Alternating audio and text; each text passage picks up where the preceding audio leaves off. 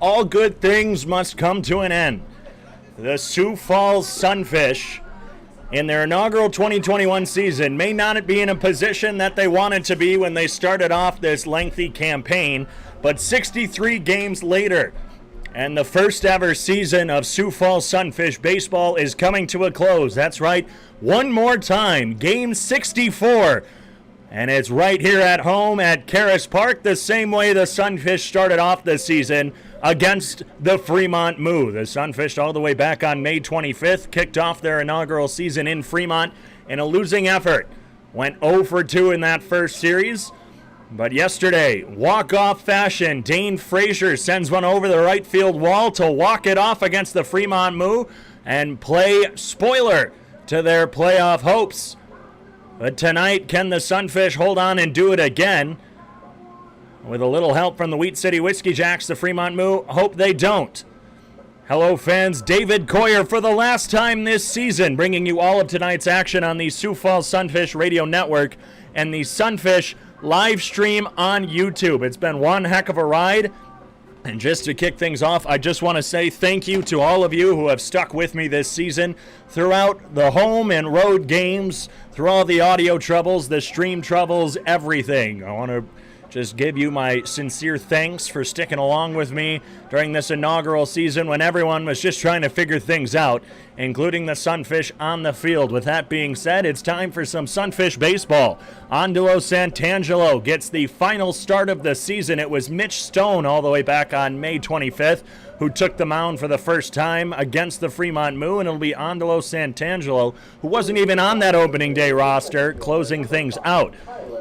D'Lo, 8.34 ERA through 36 2/3 innings pitched as a Sunfish. 12 games, 7 starts. He'll make his 8th and final one tonight. 32 strikeouts, 22 walks. It's an overcast day. There's some inclement weather supposedly on the way, but right now 82, mostly cloudy, and we're ready for some Sunfish baseball.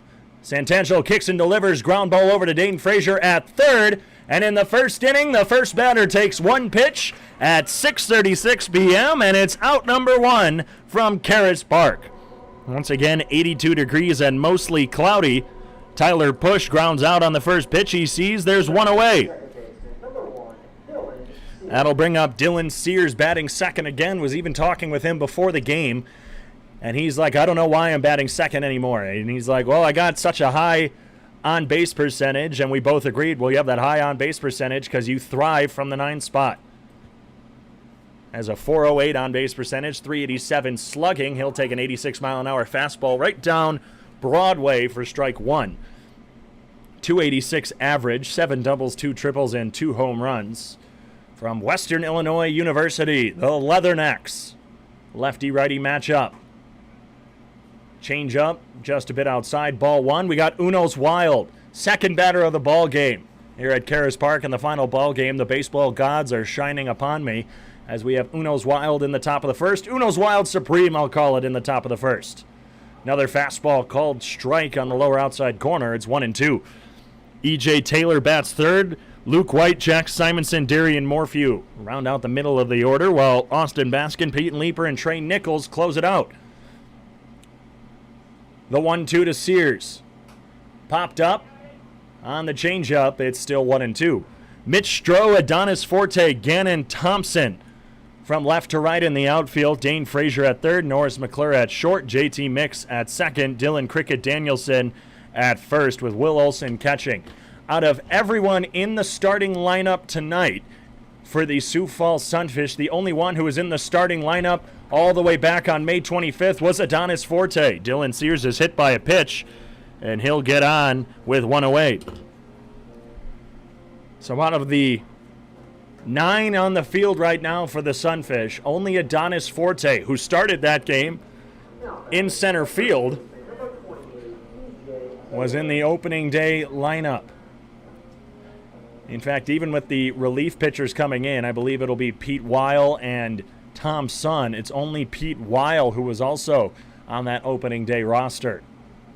Not that there's not others in the dugout right now, but just those who will get into this game. E.J. Taylor was the starting first baseman for the Moo all the way throughout the season. Pitch in the dirt blocked by Olson. It's 1-0 to Taylor.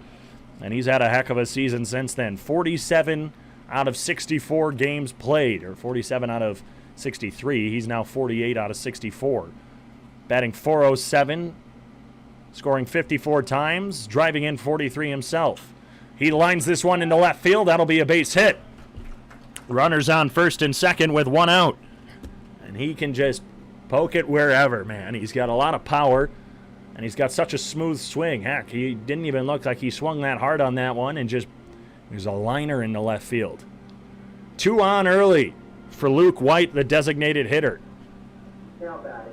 But also, just to finish out Taylor's stats, he went 2 for 4 last night.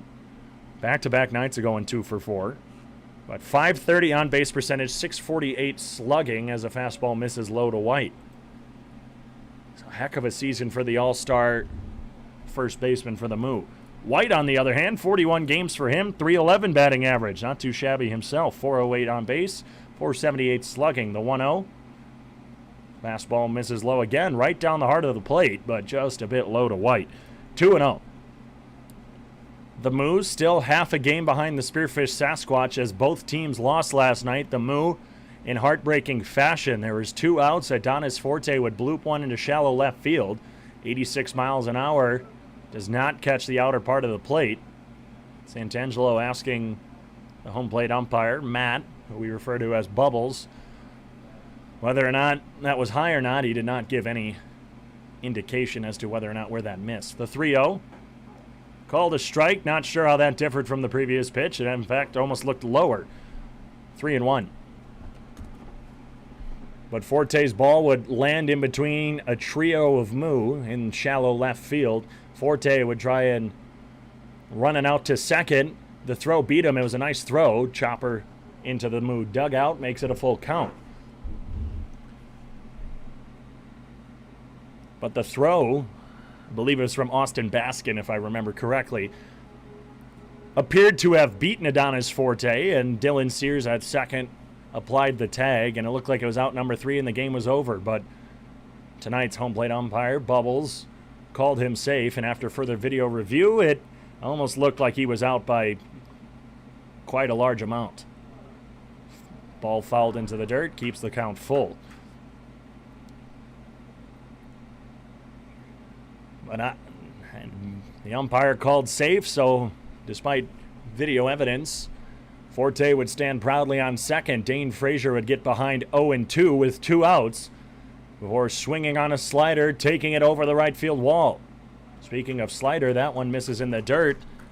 And on the full count, Luke White wins. The bases are now loaded on the 1-out walk. Fraser would play hero last night with his walk-off 2-run home run.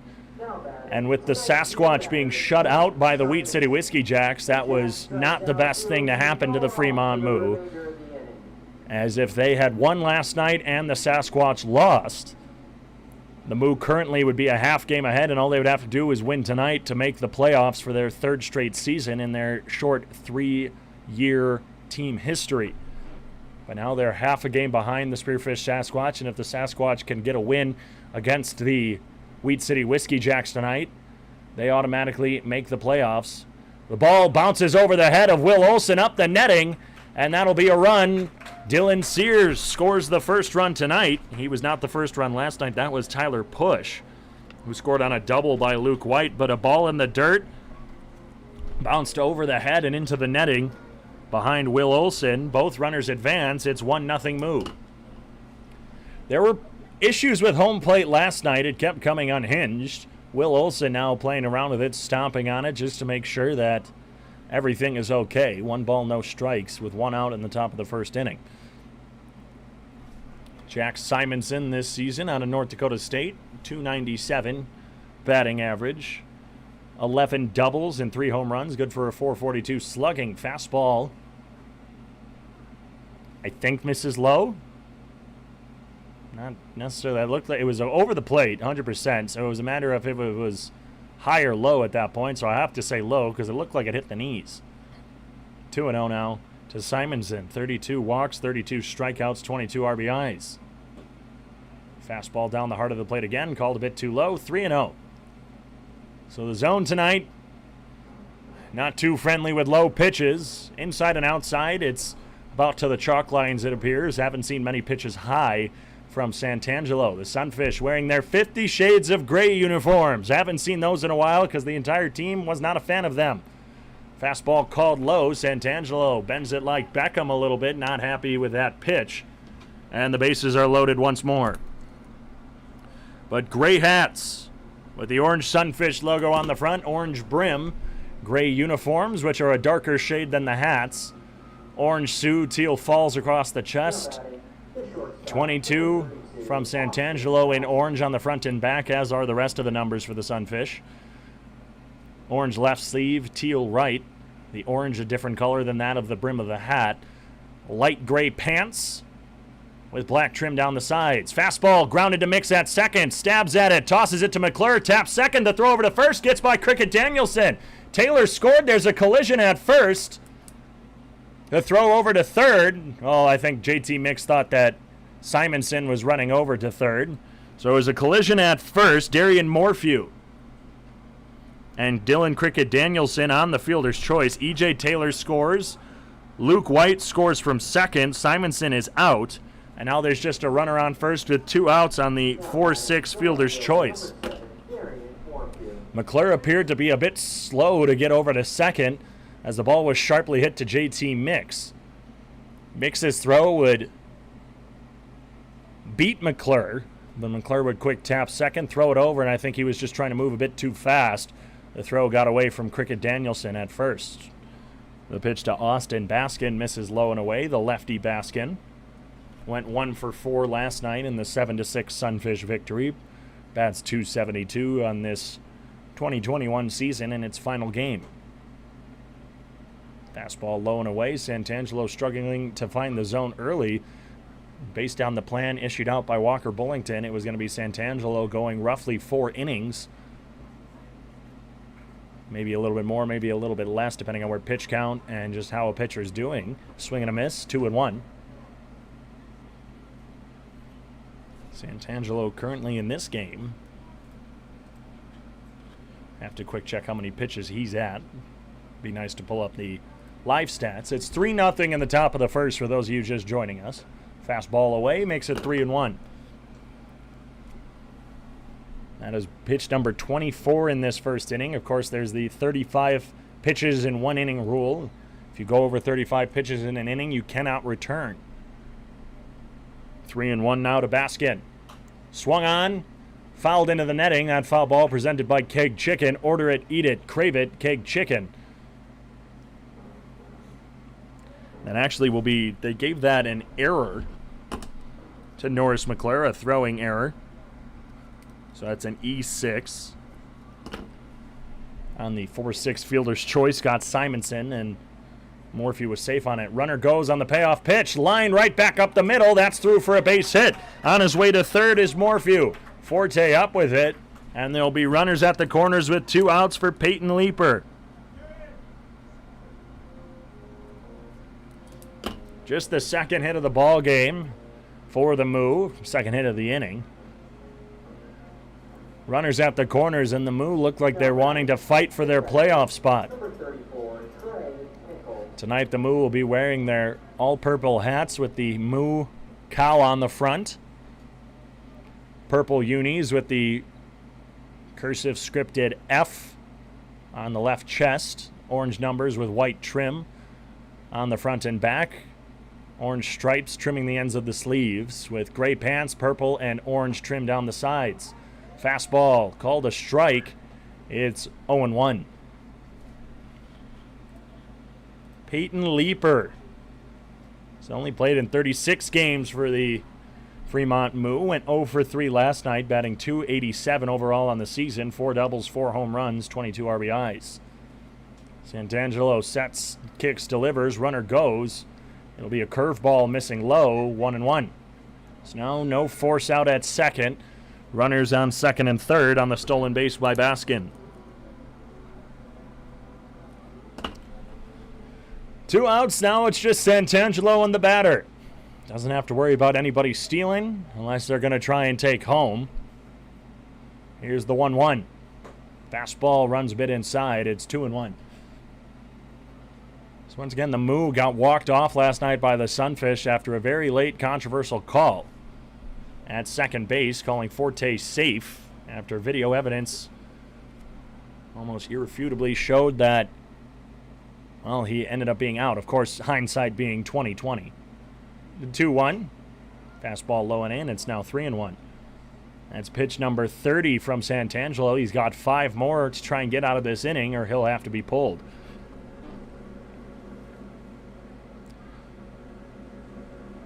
Two outs, 2 runners in scoring position, and then it would be the Dane Fraser home run with 2 outs last night, as this one swung on and taken high to left field. Stroh has plenty of time coming over. He'll make the catch for out number 3. Santangelo gets out of this one, but not before the Moo score 3 early in the top of the inning. 3 runs off 2 hits, 1 error, 2 left on base. It's the Moo 3. We'll see how the Sunfish do in the bottom half of the inning when we return.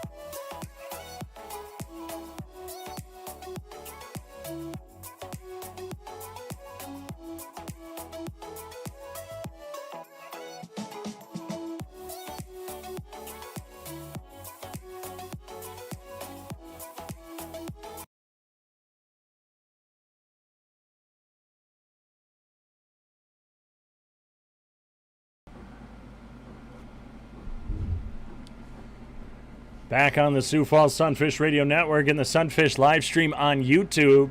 The Sunfish surrender 3 runs on the top of the first, and they're looking to make this a competitive ball game and trying to return the favor to the Moo.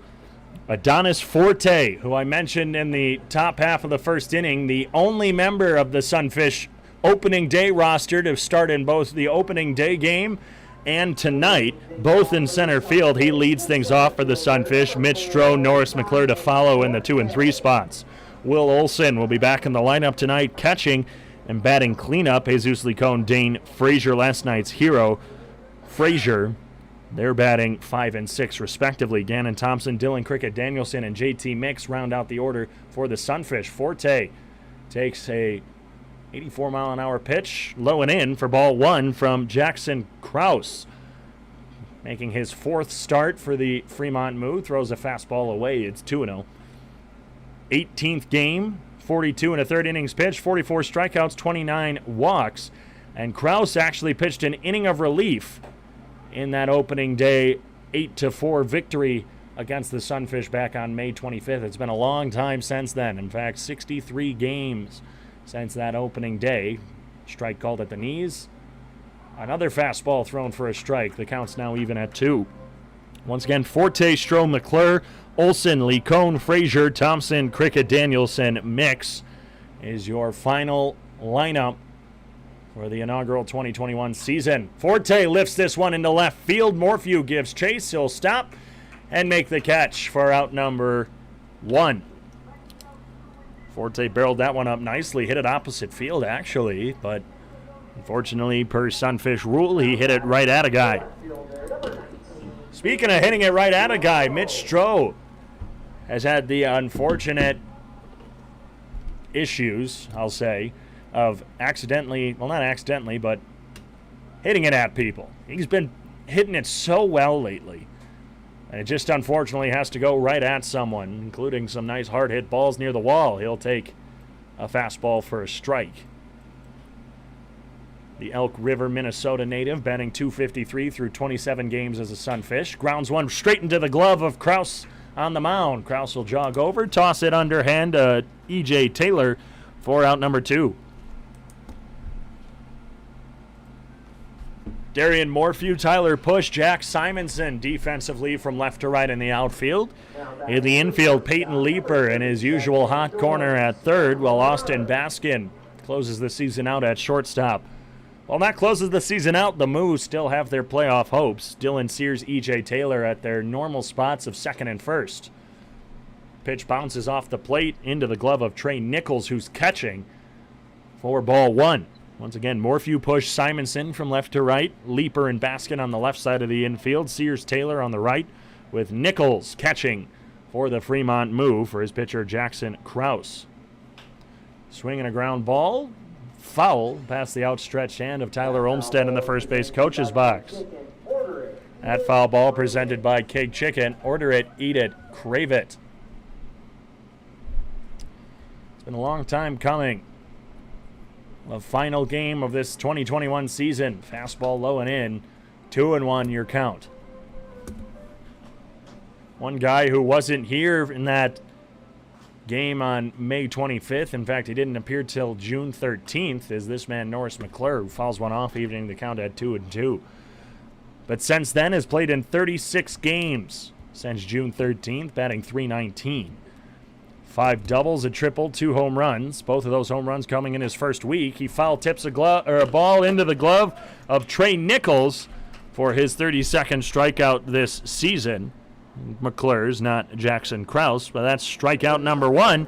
And a 3-up, 3-down inning in the bottom of the first inning for the Sunfish. After one from Karras Park, it's the Fremont Moo 3, the Sioux Falls Sunfish 0.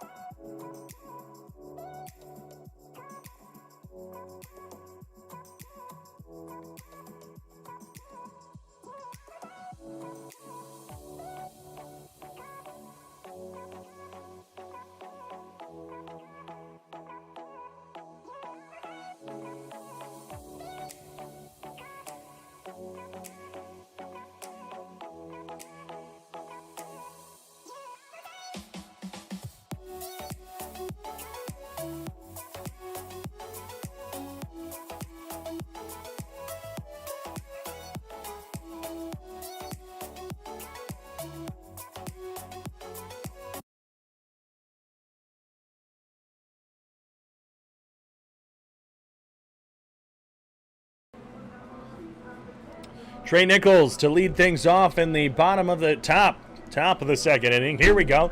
You think after 63 games I'd have it down by now. Top of the second inning, the lefty Trey Nichols did not play last night for the Fremont Moo. Ryan Hayes was catching. Last time that Nichols played against the Sunfish, well, that says Spearfish. That doesn't say Sunfish. It was July 18th. Went 0 for 1 in a pinch hitting opportunity. The night before, though, went 2 for 5.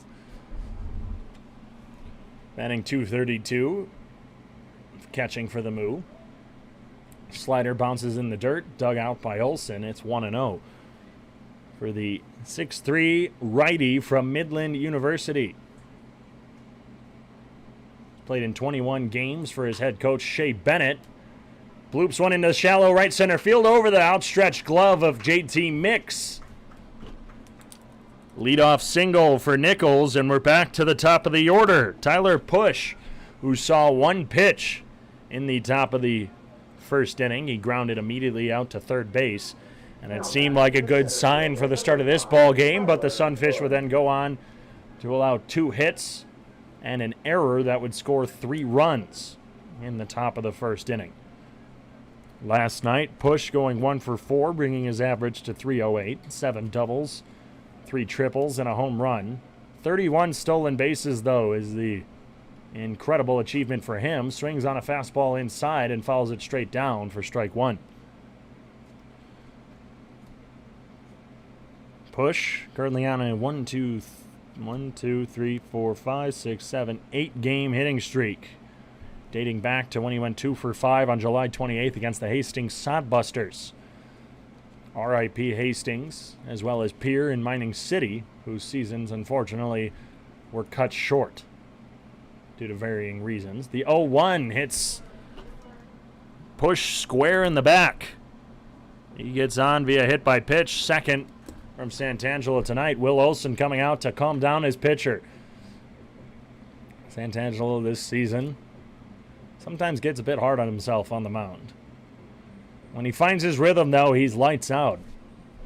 Against the Moo earlier this season here at Karras Park.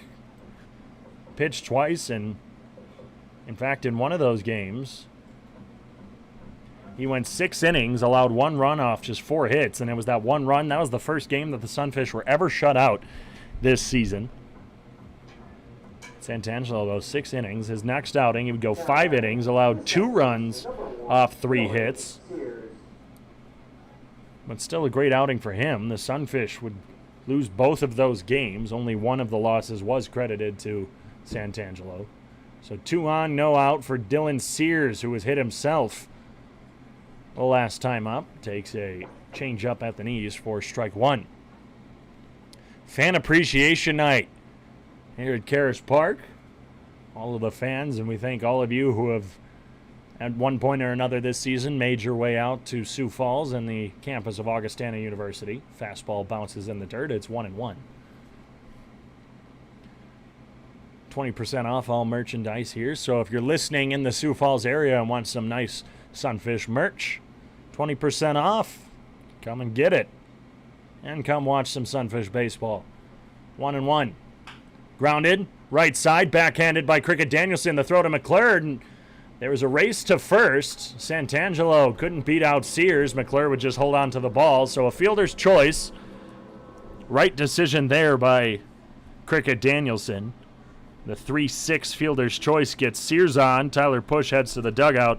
Trey Nichols makes his way over to third. Runners at the corners with 1 away. And honestly, take at least one of the runners out of scoring position. So runners at the corners, you still have a double play opportunity. Good play there by Cricket, wearing his signature teal socks with the 3 white stripes, about calf high. Santangelo wears his pants high as well. He's got the gray socks underneath. 4 different shades of gray in this Sunfish uniform, or at least Santangelo's. An off-speed high is fouled off by E.J. Taylor to the back netting, presented by Keg Chicken. Order it, eat it, crave it. There's a reason that the Sunfish have chosen not to wear this get-up since, honestly, I think they stopped wearing it roughly around the beginning or middle of June when they started going with their gray-white grays. Fastball inside, taken for ball 1. We've seen the black hats and all whites. We've never seen the gray hat with the all whites.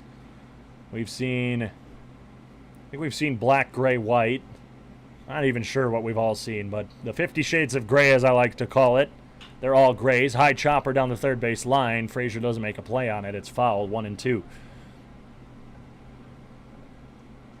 Because the gray of the hat is slightly lighter than the dark gray jersey, but the pants are lighter than both of them. So you got your darkest in the jersey, the lightest in the pants, and in the middle is the hat. And of course the orange of the brim and the Sunfish logo on the hat is different than the orange on the jersey. Fastball lifted high and deep to left center field. Adonis Forte at the warning track just in front of it will make the catch. A long sac fly for Taylor as Trey Nichols will score. It's 4-0 Moo. A long fly ball to left center field, one of the deepest parts of the ballpark. Of course, the 395 to dead center is the deepest. Luke White walked and scored his last time up. Now steps up with a runner on first and 2 away.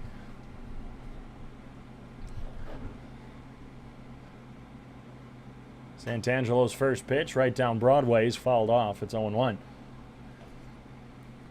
But it's been a fun season. As we sit and reflect, of course, last night, General Manager Nick Moen talked about his favorite moments, his toughest challenges as the general manager during the first season. White rips this one down the left field line. It'll be a fair ball. Sears rounding second, heading for third. That rolls up the line. Stroh will throw it in, and it's a stand-up double for Luke White with 2 outs.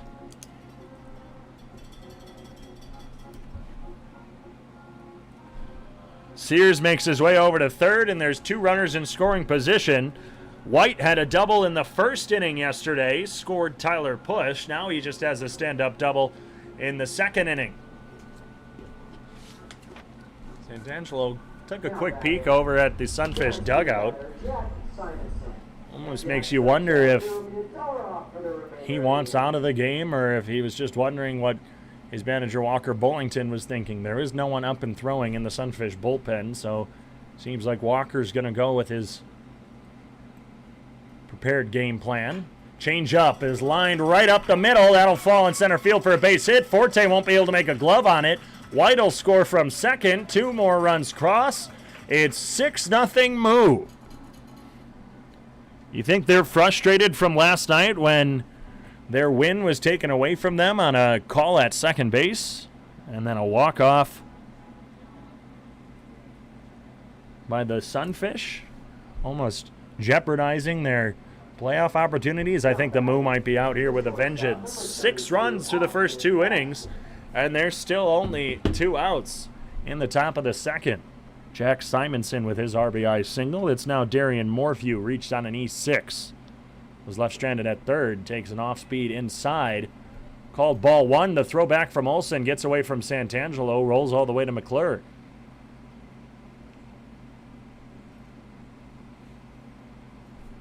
It's been a long season, I'll give them that. I think these Sunfish players are a bit tired. The mood around the dugout before the game was it seemed like everyone was excited. There was a little bit of sadness. The fastball is thrown on the lower inside corner, called strike 1. It's been everyone was loving the summer. Everyone has had a good time. I think everyone has almost basically gotten along with each other and had a blast. The 1-1 is swung on, lifted as shallow, or the deep infield, shallow outfield. At the foul line will be Mix. He'll make the catch. The Moo tack on 3 more off of 1, 2, 3 hits. 3 runs, 3 hits, no errors, 1 left on base. It's 6-0 Moo after the top of the second inning.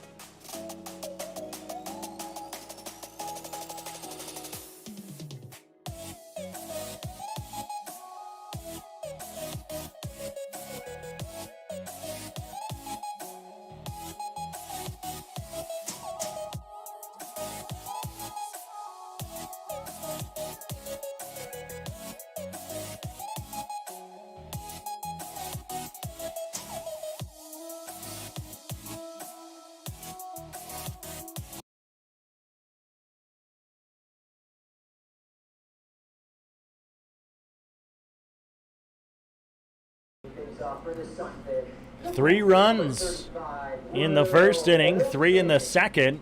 The Sunfish in their only appearances at the plate went 3 up, 3 down. It's the bottom of the second inning. And it'll be Will Olson swinging at the first pitch from Jackson Krause and fouling it off. The righty out of Omaha, Nebraska. Finishing up, well, his second season of 2021 at Karras Park. His first, of course, being with the Augustana Vikings. Swings and launches this one into right center field, but Jack Simonson will be there to make the catch for out number 1. Olson has been quite the leader for the Sunfish this summer, not skipping a beat after his All-American season for Augustana. And Jesus Licone. Actually, I stand corrected. Adonis Forte is the only of the 9 in the field. I forgot about Jesus at designated hitter. Jesus Licone played third base in that opening game against the Fremont Moo. Swings at a fastball, fouls it off. Back in that game all the way on May 25th, Jesus went 1 for 4, striking out twice, being hit once. And who would have thunk that Jesus Licone getting hit in that first game would spark a chain reaction that would see the Sunfish get hit many, many, many more times. The 1-1 off the end of the bat to the back netting. It's now 1-2. The first base runner of the season for the Sioux Falls Sunfish was Benito Garcia. He walked. Licone with a defensive swing on the off-speed away keeps the count at 1-2.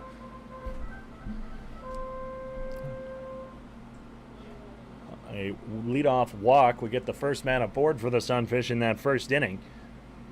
Licone swings and lifts this one into foul territory down the first base line. E.J. Taylor's got plenty of time, plenty of room, and he'll make the catch for out number 2.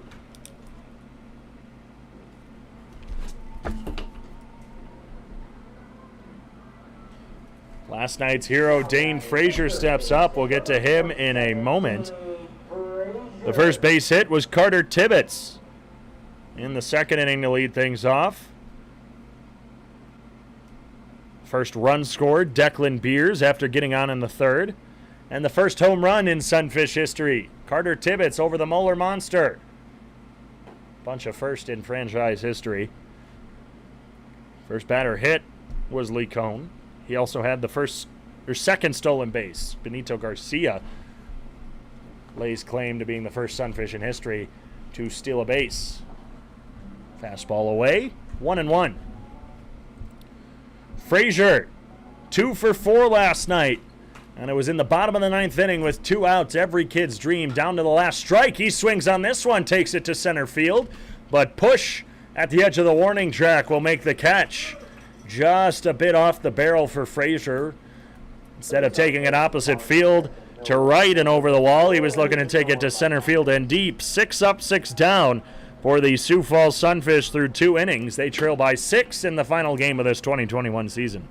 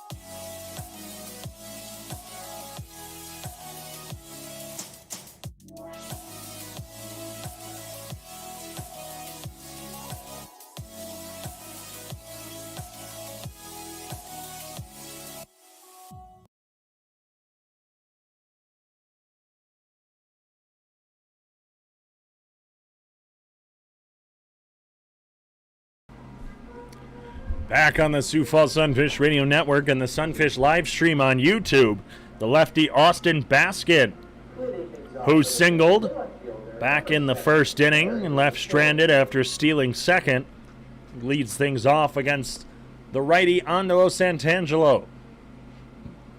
6 runs off 5 hits for the Moo. Santangelo throws a fastball, and it's been missing in the exact same spot, just on the chalk line of the right-handed batter's box. And Santangelo continues to just miss away. There's one that was coming in at the knees. It's fouled off, as Baskin was a fan of that one. When you keep missing on the inside or outer part of the plate, and the Moo just keep taking it and it keeps calling balls, well, at some point you might want to make those adjustments. 1-1 count now. Curveball down low, taken for ball 2. Thank you to Mrs. Lassier from Atlanta. Of course, the mom of Jacob Lassier, who pitched last night. Appreciate all your support this season, listening on the Sioux Falls Sunfish live stream on YouTube here at home games. It's a 2-2 count. Fans, I want to show my appreciation for you, give you all the shout-outs you deserve. Let me know where you're listening from in the chat on YouTube or in the chat on Mixlr. Let me know where you're listening from and where you've been supporting the Sunfish, or if you've been supporting the Moo. We don't judge here on the Sunfish Radio Network and live stream. The 2-2 is swung on, blooped into left center field. That'll fall for a base hit, barehanded out of the air by Stroh. The Moo have just kind of been poking the ball everywhere. Not really many hard hit balls. There was the double by Luke White. Otherwise, everything has just been in the shallow outfield, just past the gloves of the infielders. And with nobody out, the 6th hit of the ball game to lead things off in the 3rd. It'll be Peyton Leeper is what I have. I think our PA announcer said Trey Nichols. Did I do something wrong? Either way, whoever it is pops it up to the right side. Or JT Mix has enough time and makes the catch. Easy can of corn for him. Let's make sure I had the right number. That was number 34. I had the wrong number. That was Peyton Leeper, in fact, who singled. Austin Baskin was out. Look at that. Again, you know, after 63 games, Sean, you think I'd have this down. So Peyton Leeper singled. Trey Nichols just popped up to the right side, and we're back to the top of the order. Tyler Push, the lefty, lines it right back up the middle, but McClure will be there. Taps second, throws to first, a double play. A 6-3 double play ends the inning, and it's the first run that the Moo are kept scoreless. No runs off 1 hit, no errors, nobody left on base. They remain scoreless for the first time today. We head to the bottom of the 3rd when we return.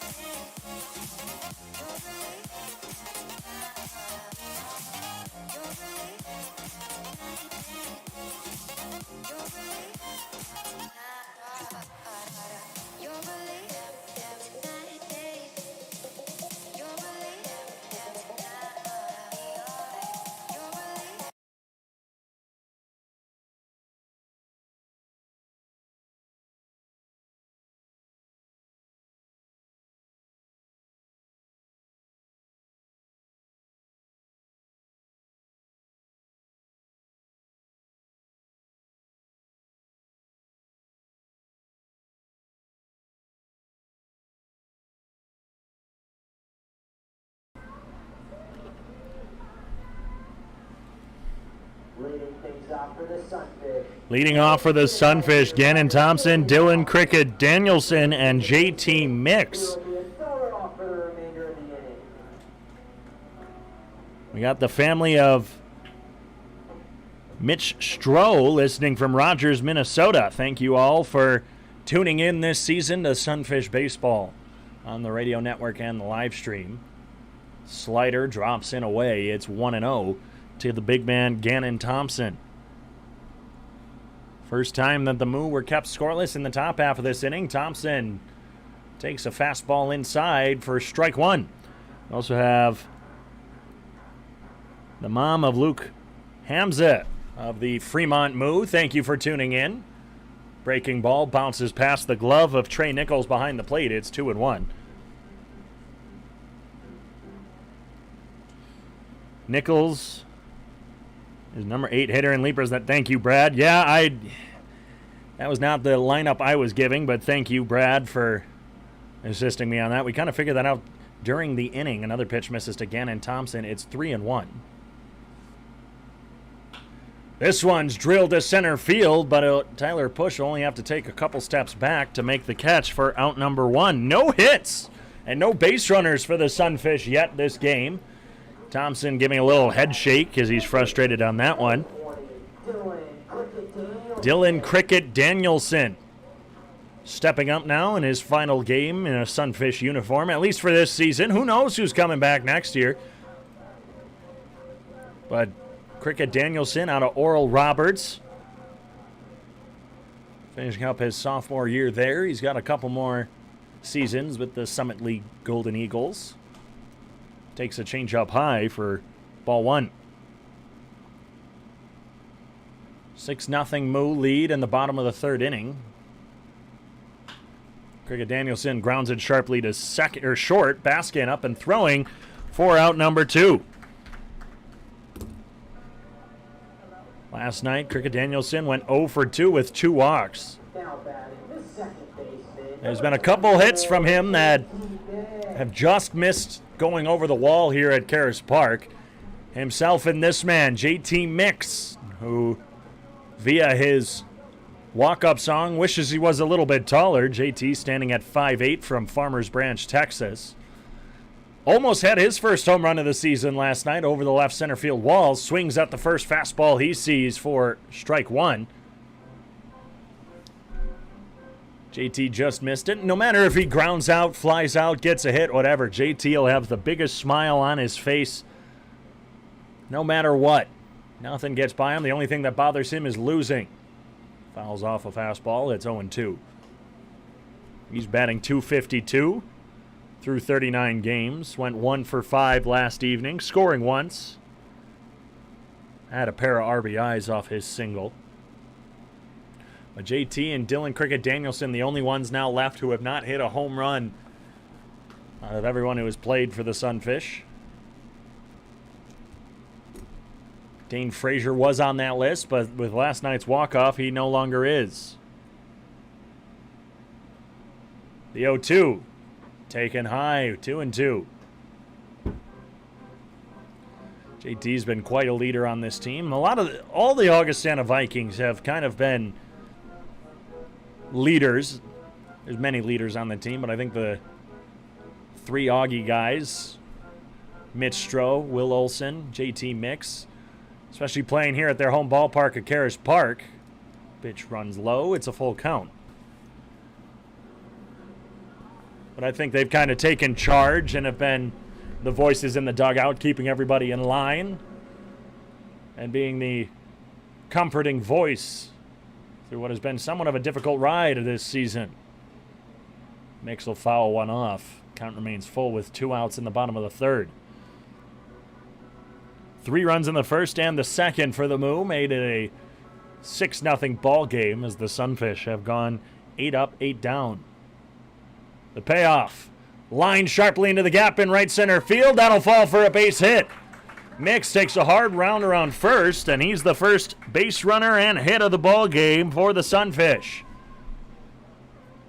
I don't believe in broadcasters' jinx, but man, the amount of times I say something and then something happens, That's happened this season. It's uncanny. Never said that Karras was perfect through this game. All I said was that the Sunfish had gone 8 up, 8 down. So don't get mad at me, Fremont fans. You're still up 6-0. A fastball jams Forte, who flew out his last time up. Adonis's mom and dad are in the crowd tonight. Saw them come in. His dad, Boris, his namesake, Adonis Forte II, Boris Adonis Forte II, is full. Mix is off and running. The throw called a strike. The throw down to second. Tag just a bit late.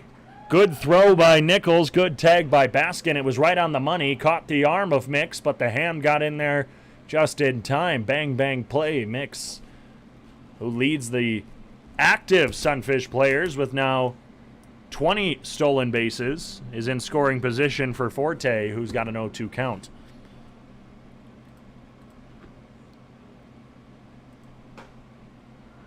.84-mile-an-hour fastball. I think Krause thought that caught the corner. It's called a ball. Jonathan Brandon leads the Sioux Falls Sunfish, even though his last game was the day before the All-Star break back in July. He has 21 stolen bases. Mix now just one behind. Late swing by Forte forces a foul ball, presented by Keg Chicken. Order it, eat it, crave it. And the count remains at 1-2.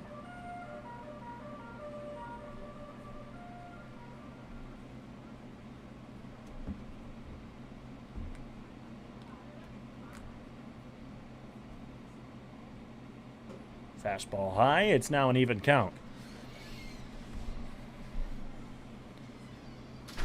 Sean, what's been your favorite moment from this season? Man, I was hoping that you would ask this. There's a bunch of them. Obviously, last night was awesome. The Cricket Danielson play got us on SportsCenter Snapchat. But by far, my favorite moment of the season was calling you pitching for the first time in 8 years. Man, why is that everyone's favorite moment? You get me all, I don't know. I get all in my feels when people say that. I appreciate that. Sean did a great job. He did do play-by-play for a game this season, so it wasn't just me here on the Sioux Falls Sunfish live stream and radio network for all home games. The 2-2 to Forte taken away. It's a full count again. But I did get to pitch. That was pretty cool. I mean, you said 8 years. It was roughly anywhere between 6 and 8 years. I don't know the exact last time I pitched. But, man, that was a cool experience getting 5 pitches. Sucks I didn't hit the strike zone. And Forte will draw a 2-out walk on a fastball high. Buckle up, fans. We'll be in here for a long time, and why not stretch out this final Sunfish game? In the bottom of the third inning, it's already 6-0. Looks like the rain has been pushed off. According to my weather app, it's just 30% chance of thunderstorms at 8, but otherwise just cloudy for the rest of the night. Mitch Stroh grounds one sharply over to third. Leaper, it gets by him. Mix around third. No one was going for the ball. It's in foul territory down the left field line. Not too deep. Forte takes advantage and heads over to third base, and we got runners at the corners. It's now a 6-1 ball game as Mix scores from second. They'll give that an E6 to Peyton, or E5 rather, to Peyton Leaper. And with 2 outs, there's runners at the corners.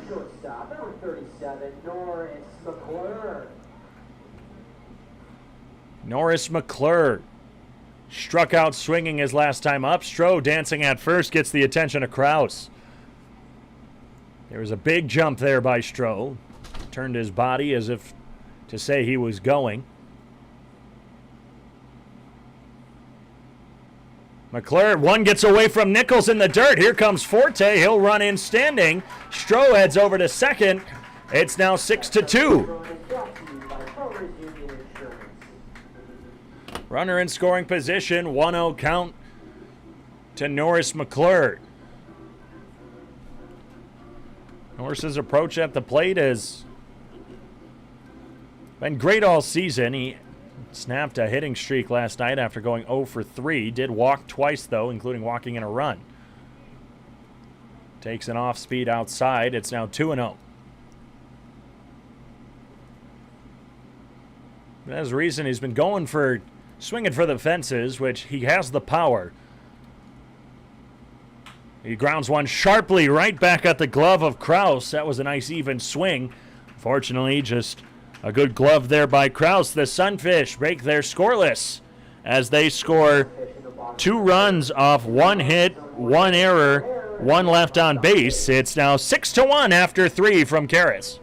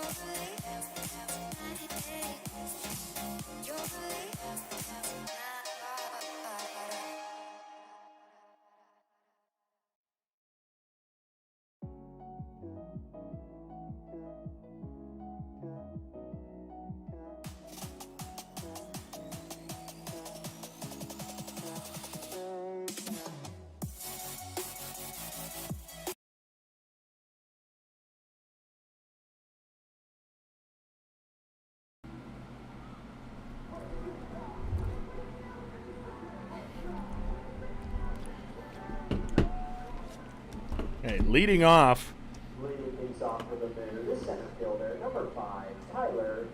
We have Tyler Push leading it off. So it was. Okay, wait. So let's look at how this is. We have Tyler Push leading things off. So grounding out in that 3rd inning was Peyton Leeper, who's batting 9. Here we go. We're getting this. I know we said we figured it out. Tyler Push lines one, bounces. Norris McClure scoops it away. The throw over, too low and too late. Tyler Push with the infield single. I think, nope, they'll give that an E6.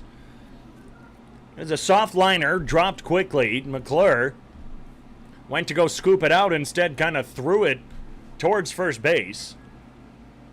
So Tyler Push reaches on the error. So here's how we're gonna go back and look at the 3rd inning, how things happen. In the 3rd inning, Morphew, Arian Morphew. Okay, my entire lineup is thrown off then. This is not the lineup that I was given. Runner goes. There's Push. The throw from Olsen, bit too high. Gets by both McClure and JT Mix into the outfield. Adonis Forte, ball gets by him as well. And here comes the runner home. The Sunfish are throwing the baseball all over the infield.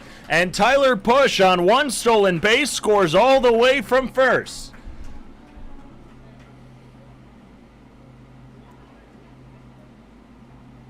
The pitch was a strike.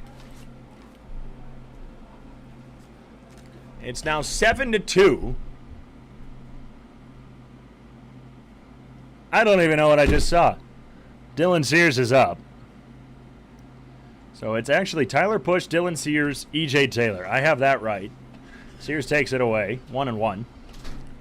Luke White, Jack Simonson. Okay, now they have Austin Baskin there. But that's not the lineup I was given. Let me check my messages just to make sure what I got. Push, Sears, Taylor, White, Simonson, Morphew. Yeah, Sears grounds one up the first base line. That's through for a base hit. Sears on his way to second. It's in foul territory. Thompson picks it up and fires, and Sears with a stand-up double with nobody away in the top of the 4th inning.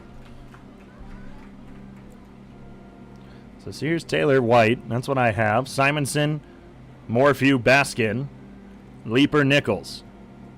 That's what I have, but that's not what they have on Point Streak. Why wouldn't you know it? Why wouldn't you give the broadcaster the right scorecard? It's E.J. Taylor now with a runner on second. So basically my first 3 innings are messed up in terms of what happened. E.J. Taylor, though, is 1 for 1. He had a sac fly his last time up. High chopper down the third base line. It will be foul into the glove of Fraser. 7-2 your score in the top of the fourth inning, and what will be the final game for the Sunfish this season, but not so sure for the Fremont Moo.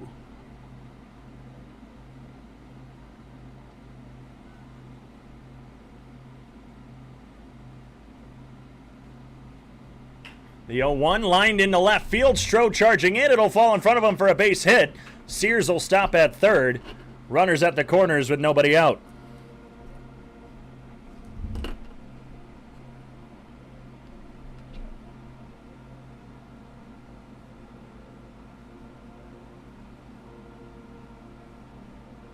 Now batting, the designated hitter, number 25, Luke White.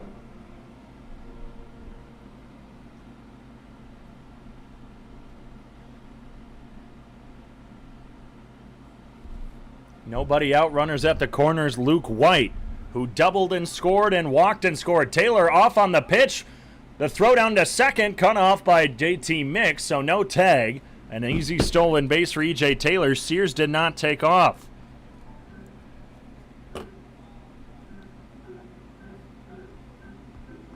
So now there's 2 runners in scoring position with nobody out. There's movement in the Sunfish bullpen. I don't see anybody actually throwing. I think Tom Sun is getting his glove. Looks what appears to be like John Baker and Brooks Capel just tossing the ball around. Pop fly into the middle infield. Dane Fraser will catch it at his shoulder for out number 1. A merciful pop out for the Sunfish.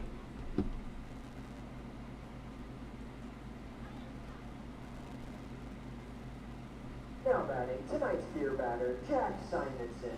If Jack gets a strikeout, beer will be $1 off for the remainder of the inning. Jack Simonson singled and walked his 2 times up, 1 for 1. Dylan Cricket Danielson is kind of putting his arms up. I think a bit of frustration at first. Might be talking to the first base coach for the Moo. He's playing on the edge of the infield grass. Simonson takes a big cut, but fouls it right back into his own shin. It's 0-1. 7 runs off 8 hits, 1 error. 2 runs off 1 hit, 3 errors for the Fremont Moo. They did give Will Olson the throwing error that scored Tyler Push. So we get the stolen base to second, and an E2 sent him all the way around third, headed home. That was the 1 run that has been scored in the 4th inning. So far, the only inning for the Moo that they have not scored in is that top of the 3rd. Sunfish scored 2, though, for the Moo. So there's been a run scored in every inning, either by the Moo or the Sunfish. That has gotten us to 7-2. The Fish only have 1 hit, though. Fastball grounded up the middle. McClure dives out. That gets through to center field. Taylor's rounding third, heading home. It'll be a 2 RBI single for Jack Simonson. Sears scores, Taylor scores, and in every inning that the Moo have scored, it's been 3 runs. 9-2 is your score now. Earlier today, I believe it was a 7-inning ball game. The Western Nebraska Pioneers beat the Casper Horseheads 8-2. Currently in the top of the 2nd inning, much to the dismay, I'm sure, of you Moo fans listening, it's 5-0 Spearfish Sasquatch in the top of the 2nd inning. The Sasquatch beat the Wheat City Whiskey Jacks. It'll be season over for the Moo.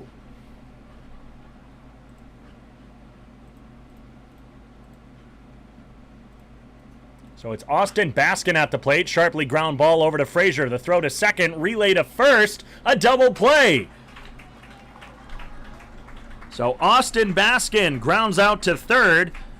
5-4-3 double play. Got Simonson at second. 3 runs off 3 hits, 2 errors. Nobody left on base after the top of the 4th inning. The Moo tack on 3 more. They now have a 9-2 lead when we return.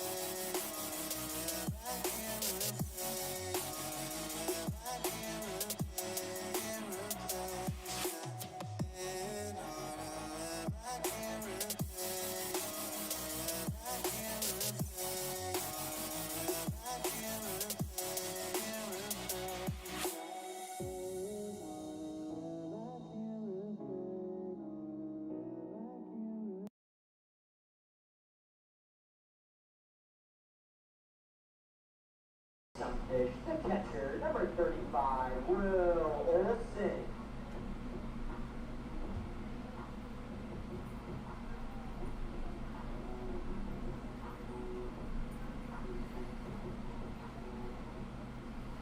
Will Olson to lead things off in the bottom of the fourth inning.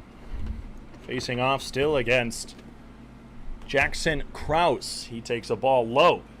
The Moo are in a good position to win this one, 9-2. A half swing by Olson sends it out of play on the right side. It's 1-1. That's a callback to the. Oh, there's another error. Where did that error come from? They're just springing errors on me for no reason. Single. Nothing. Olson lines one off the top of the glove of Dylan Sears. He dove out for it. And it gets into right center field for a base hit. First base hit of the evening for Olson. Just the second by any Sunfish. Second in back-to-back innings. They have 3 errors in that top of the fourth inning for the Sunfish. 4 errors already this game. So you have the error by the shortstop to lead things off. I had that for Tyler Push. Jesus Licone now up. Then you had the error. Oh, you had an error by the center fielder. Ball runs in and hits Jesus Licone on the pant leg. And the first 2 are aboard quickly. So they gave an error to Adonis Forte as well. The E2 just got Tyler Push over to third base. It was the E8 by Adonis Forte that sent him home. It was a throwing error. Now I'm remembering it. 2 errors on that play. 4 errors for the Sunfish already. They're down by 7 in the bottom of the fourth inning here at Karras Park. The sun beginning to set behind the clouds to our right. Shadowy here at Karras Park. Not a beautiful sunny day as the Sunfish are usually treated to. Right down the middle goes the pitch from Krause. It's 0-1 to Dane Fraser. Last night's hero. Didn't really get to his stats on the season, as that entire bottom of the first inning was me just kind of recalling everything that happened this season. 288 average, 6 doubles, 1 home run. Came last night, 21 RBIs, 33 walks, 27 strikeouts. Went 2 for 4 with 2 runs, and that game-winning home run last night over the right field wall. The 1-1 off the end of the bat towards the back netting on the changeup. It's 1-2.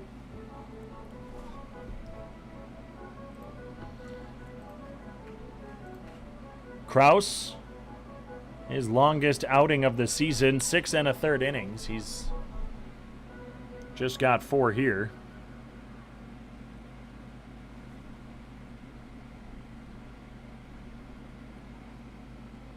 He looks back. Olson to second with the 1-2 count to Fraser.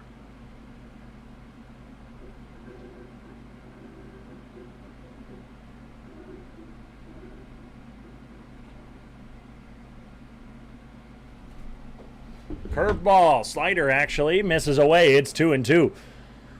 Sorry, fans, just a little bit of a distraction up here in the press box. We're back. We're raring to go.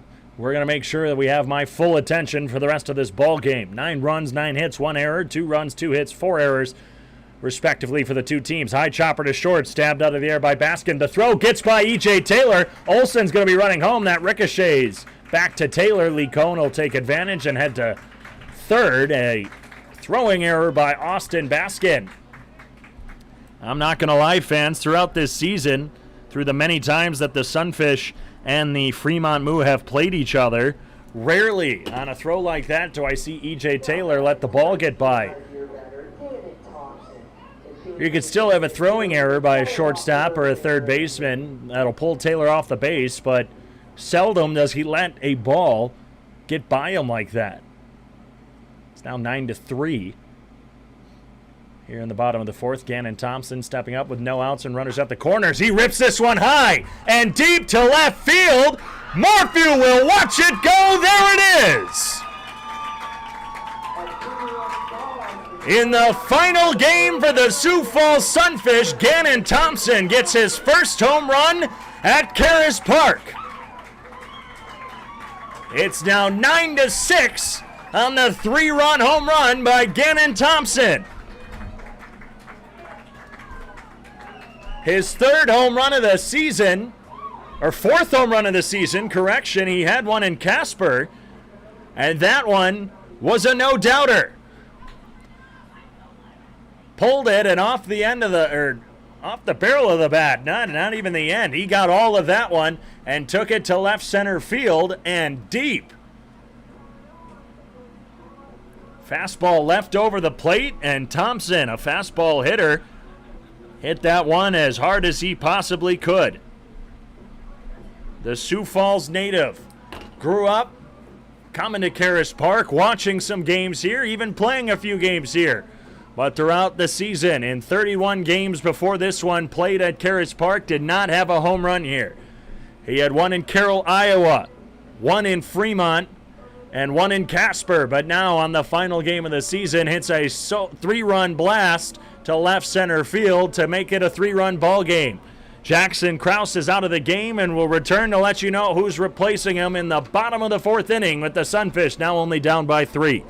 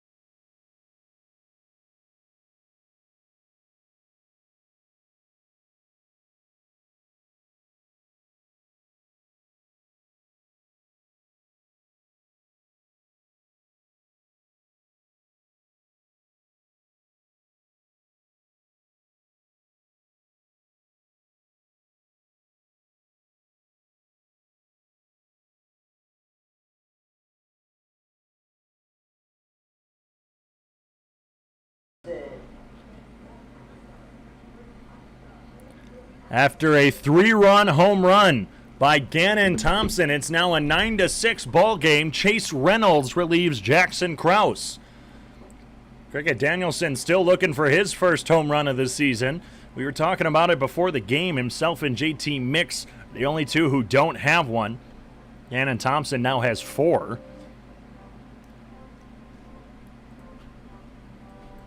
But Cricket was even saying, he's just like, man, I've had many that have been hit off the wall here, when she has here at Karras Park. He's had his first base hit of the season, actually, was a double here at Karras Park.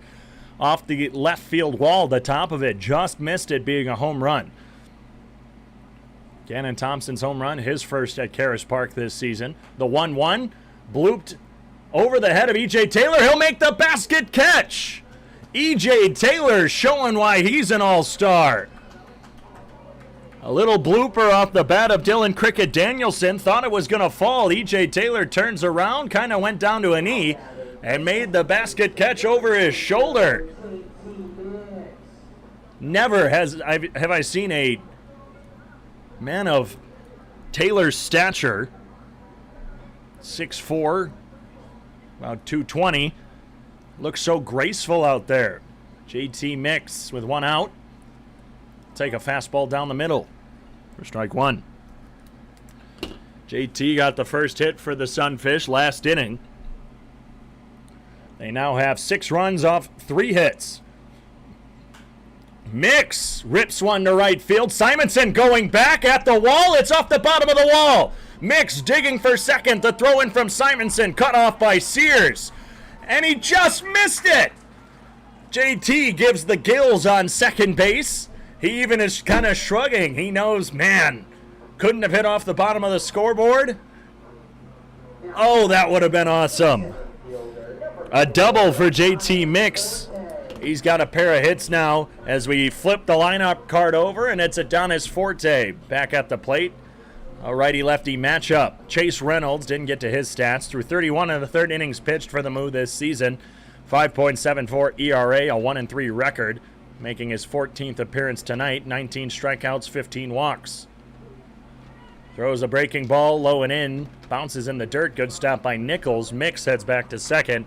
Not testing the arm on the nice block by the catcher. Reynolds' last appearance, 5 1/3 innings in his start against the Pioneers, allowed 5 runs off 8 hits in the 9-4 loss, earning him his 3rd loss of the season. Mix shuffling at second. Forte rips this one into right field. Simonson makes the catch. Mix will tag up. The throw cut off by Baskin. No throw over to third. JT takes advantage of the sharply hit line drive to right field. Forte, 0 for 2. Both of his outs going to right field. Correction, his first one going to left field. You don't get the numbers mixed up sometimes. A 7 might look like a 9. No, it doesn't. That's just David trying to cover himself up. It's been a long season, everybody. 64 games. And I've loved every second of it. Runner at third with 2 away for Mitch Stroh.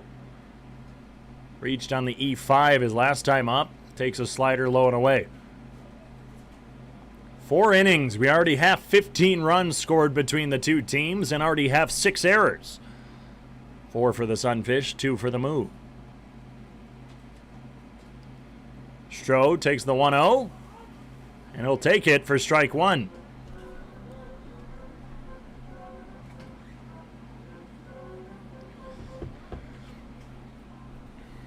Bats had been quite quiet for the Sunfish at the end of their road trip and even early on in yesterday's ball game. The 1-1 blocked by Nichols again. Curveball spiked into the dirt, and Trey Nichols has been, well, working hard behind the plate.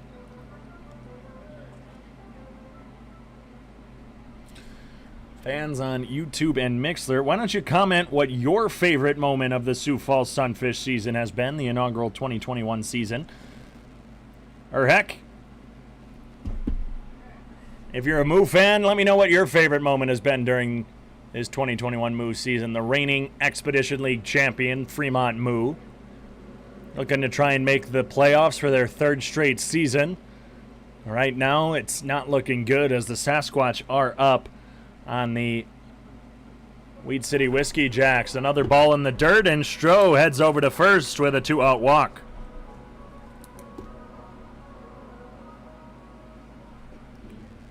Lisa Wilson listening from Texas. Thank you for all the kind words. Mother of Tanner Wilson. Got to meet her and Mr. Wilson when they came up here to Karras Park. Looking forward to Tanner coming home. Tanner last night having a heck of a game. Stroh takes off on the first pitch. Nichols will throw down to second. The throw pulls Baskin in front of the bag, so a stolen base for Mitch Stroh puts 2 in scoring position.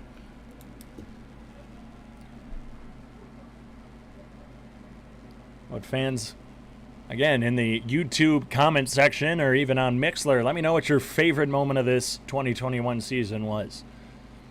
I was talking with Sean, our producer, cameraman, media man extraordinaire, as McClure fouls underneath one. It's 1-1. That foul ball presented by Keg Chicken. Order it, eat it, crave it. I know some of you, your favorite moment of the season is listening to all the Keg Chicken reads. That's my favorite. I'm kidding, of course.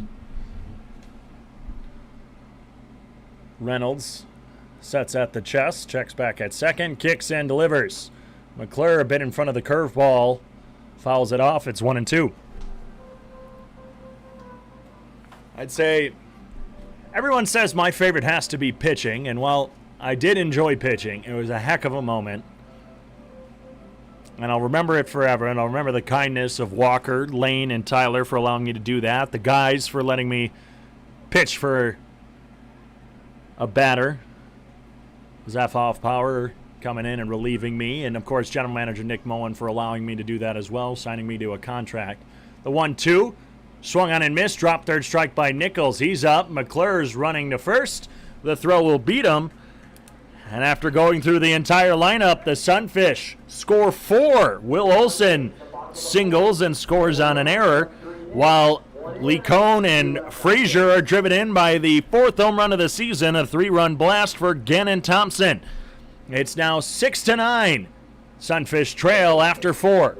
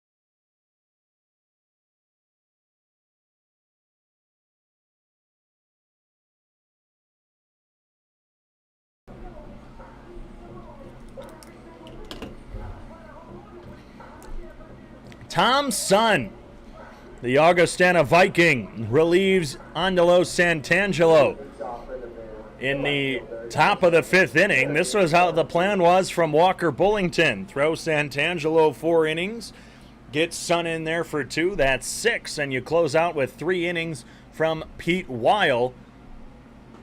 A 88-mile-an-hour fastball from Tom Sun down the heart of the plate is called strike 1. That's the fastest pitch I think we've seen from Tom all season, if I'm not mistaken, or at least here at Karras Park. The 0-1 slider catches the outside or inside corner to the lefty Morphew, and man, where's this Tom Sun been all season?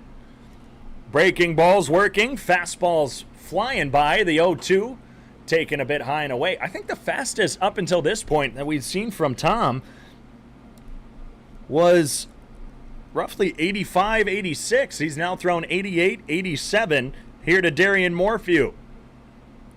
The 1-2, let's see what he goes with. Slider low and in. It's 2-2. Change up, actually. 80 miles an hour. I always look to the radar gun to see what the miles per hour is. It makes it a lot easier to identify what the pitch is. On the movement, it looked like a slider, but in fact, it was a changeup. That time, it's a fastball low and in. The count's now full. Pete Dutka says it's been a blast this season. Thank you, Mr. Dutka. Of course, father of former Sunfish Kenneth Dutka, who had been here since day one, had the second home run in Sunfish history back in Fremont. The payoff from Sun. Swung on and missed. Went with the off speed, and it gets Morphew swinging. First strikeout for Tom Sun, and there's one away. Santangelo in tonight's game. 4 innings pitched, allowed 9 hits, 9 runs. Only 5 of them were earned. 2 walks, no strikeouts for him. For Mr. Dutka, if I had to guess what his favorite moment from the season was, I think it'd have to be either Kenneth's home run in that first game, or when he just kind of went on, or the grand slam. Mr. Dutka was here for that grand slam, or the home run on Father's. A lot of home runs for Kenny. Mr. Dutka, I don't know which one to choose. Or, in fact, in Pierre, you got to see 7 innings of dominance from Kenny. Curveball misses high. It's 2-0. Whatever I just mentioned, those were my favorite Kenneth Dutka moments. Now up for the Moo, Trey Nichols, and I think I've officially gotten my lineup card ready. A liner into right center field. That'll be a base hit. First base hit of the game for Trey Nichols, batting out of the 8th spot. And batting out of the 9th spot, Peyton Leeper. I was talking with the other broadcasters who gave me the lineup before the game. That they gave me the wrong lineup card, and they said, yeah, we know, we apologize. And great guys over there. Nate Rohr, Zach Berman for the Fremont Moo. Gotten to know them well this summer after visiting Fremont quite a few times, and them coming up here to Sioux Falls, especially late in the season. Change up. Called a strike at the chest of the lefty Leeper. 1 for 2 with a run scored.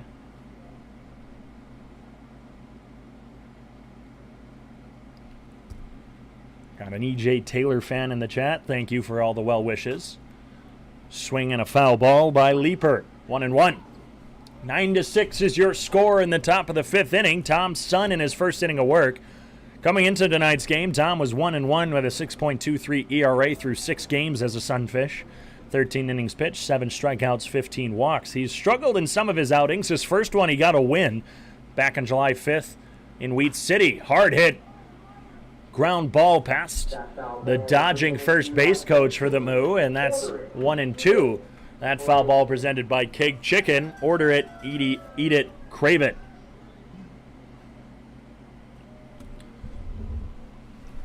One ball, 2 strikes, 1 out with a runner on first. Sunfish have already turned 2 double plays tonight. Off the end of the bat to the back netting keeps the count at 1-2 on the fastball. 0-2, correction. I'm being told by Sean, as the scoreboard up there apparently is incorrect. Just when you put your faith in something, you know. I get hurt. Fastball misses a bit high. It's 2-2. Favorite moment was watching his son in the All-Star Home Run Derby. E.J. Taylor, of course, was in the Home Run Derby for the Fremont Moo and made it out of that first round. Runner goes, the off-speed, throw down by Olsen, very late, the changeup. Got to the plate a little slower than what the Sunfish would have hoped. As a great pitch to seal on for Nichols. 2-2 now with 1 out, runner on second, double play out of contention. Last time up, Leeper popped out is I think what if my scorebook is correct. No, Leeper grounded into the double play his last time up. The 2-2. Foul to the backstop. Good at bat. Leeper with these defensive swings.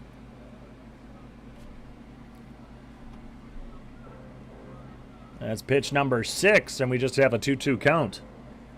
Stacy Stroh Best in the league. Thank you. I'm flattered. Plenty of great colleagues of mine in this Expedition League season who've had great calls as well. I was mentioning Nate Rohr and Zach Berman. Slider called strike 3 on the inside. Leaper not happy with that one, and there's 2 away with a runner on second. Second strikeout of the inning for Thompson.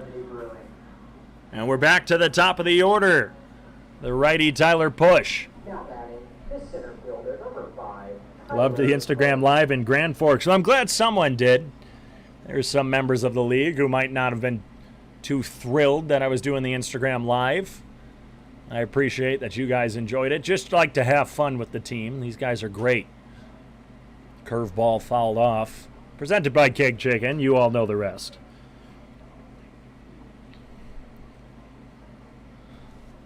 Push 0 for 2 with a run scored. He got on with the E6 his last time up, stole a base, got over to third on the throw down by Olsen that went into center field, then got home after Adonis Forte bobbled it and threw it in, had a misfire. The 0-1, curveball doesn't break down, it's 1-1. Tom from Beijing, China. His last outing for the Sunfish went 2 innings, allowed 3 runs off 2 hits, 5 walks, 3 strikeouts in Casper. He's been fun to watch. And he had never pitched at Karras Park before being a Sunfish. The 1-2, despite being on the Augustana Vikings team this year, he just didn't pitch in a game, redshirted, I believe. 9-6 your score in the final game of the inaugural 2021 season for the Sioux Falls Sunfish. And unfortunately, for the Moo fans watching and listening at home, it might be their final game of the season as well, as the Spearfish Sasquatch lead 9-0 over the Whiskey Jacks. 1-2, slider. Slow hooking slider. Misses low and away. It's 2-2.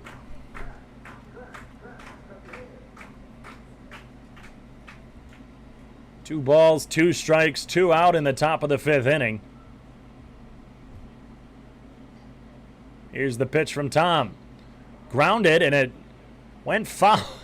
So that's really hard to describe quickly. So what it was he fouled it off, went straight down in the left-handed batter's box, had an opportunity to potentially go fair, most likely wasn't based on the spin. And then it came up and hit off of his bat again. So it was a double hit ball, stayed foul. It's 2 balls, 2 strikes still. Here's the pitch to Push. Pitch to Push. How about you say that 5 times fast? It's a fastball, 87, missing low and away.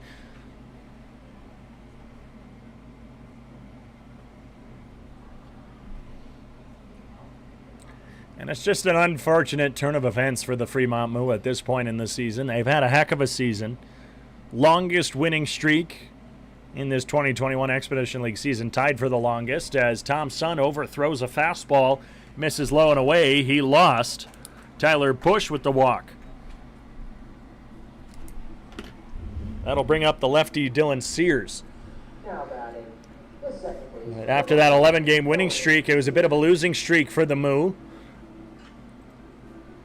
They would end up finishing the first half of the season 20-11 after winning 11 of their first 12.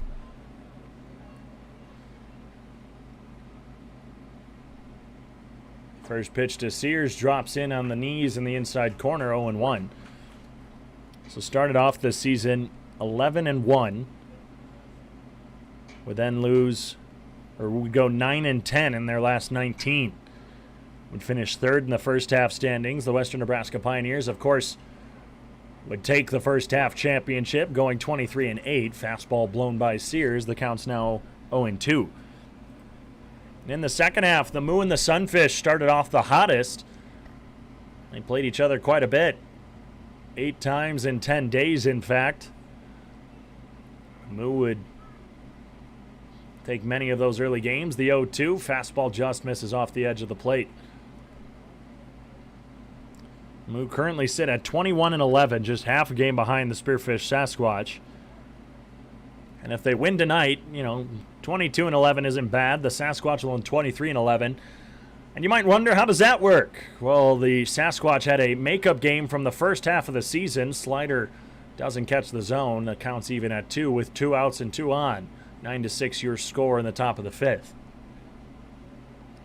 Well, the Sasquatch made up a first half game in the second half, and per league rules that were kind of told to us at the middle of the second half of the season, fastball fouled off, is that any makeup game from the first half of the season will count towards your second half of the season score. You might be wondering, how does that make sense? I don't know. Doesn't make sense to me either. As now we have a situation like this where the Sasquatch have played one more game than the Moo, while they both will most likely end the season with the same amount of losses just because the Sasquatch got one more game and one more opportunity to get a win. Changeup is grounded. Short hop to JT Mix, the throw over to first. But just because the Sasquatch got the opportunity to play one more game, well, that'll most likely send them to the playoffs after the rough call at second last night that allowed the Sunfish to walk things off. The Moo remains scoreless off one hit, no errors, 2 left on base. It's 9-6 as we head to the bottom of the 5th.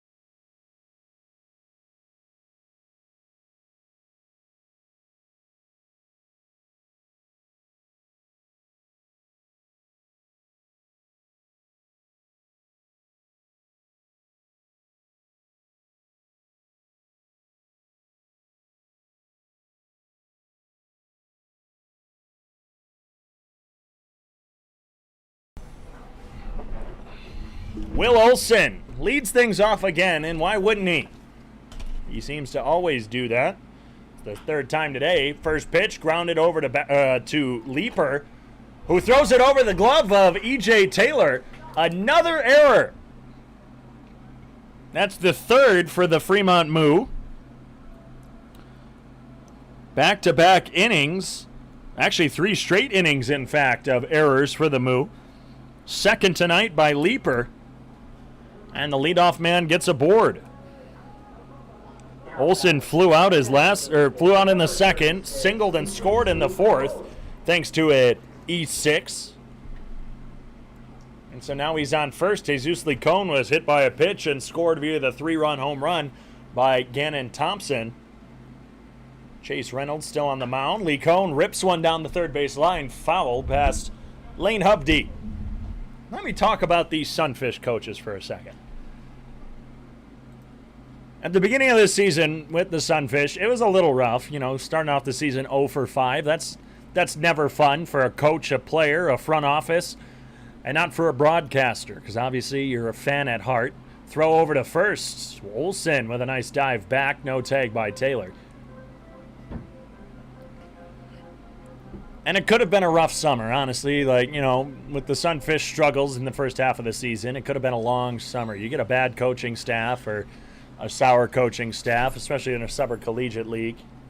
The 0-1, breaking ball, taken low, 1-1. But man, Walker Bullington, Lane Hovde, and Tyler Olmstead have been three of the greatest guys to spend this summer with. You go on road trips, and as a broadcaster, sometimes you're maybe stuck in a hotel room by yourself, you know, not hanging out with players, not hanging out with coaches, just kind of on the road, just there, and you broadcast games. No, the players have welcomed me, the coaches welcome me. The amount of nights I would spend just hanging out after games with the coaches in hotel rooms, just talking about life, enjoying life. 1-2 on that foul ball by Jesus Licone. Got a couple of great fans in front of us. A Cubs shirt, a Broncos shirt, and a New York Yankees shirt. A couple of young fans. Licone swings and lifts this one into foul territory, right field side. That'll land in the Sunfish bullpen. All taking a picture down in front of me. Great guys. But, again, just love hanging out with Tyler, Lane, and Walker. And if you just want to hear how much of a great time we've had this season, go listen to the coaches episodes. It was so long, I had to split it into 2 hours and 43 minutes, split up into 2 episodes of us just hanging out and talking. Licone swings on one. Foul. 9-6 is your score. In the bottom of the 5th inning, the Sunfish have scored 6 in their past 2 innings, while the Moo have just scored 3 across the 1st, 2nd, and 4th. But man, 2 hours and 41 minutes. We have a great time. It was when we were in Spearfish, recorded an episode of The Fish Tank. Of course, The Fish Tank, the official podcast of the Sioux Falls Sunfish, can be found on Google Podcasts, Apple Podcasts, and Spotify. We've had the likes of Declan Beers, Kenneth Dutka, all 3 of the Sunfish coaches, Andrew Garcia, Norris McClure. We had Zeph Hoffpower and Jonathan Brandon on at the same time, 2 Louisiana boys. We had all 3 of the Augie guys, minus Tom's son. He was asleep at the time of the recording. The 2-2, foul tip off the glove of Trey Nichols. He can't hold on.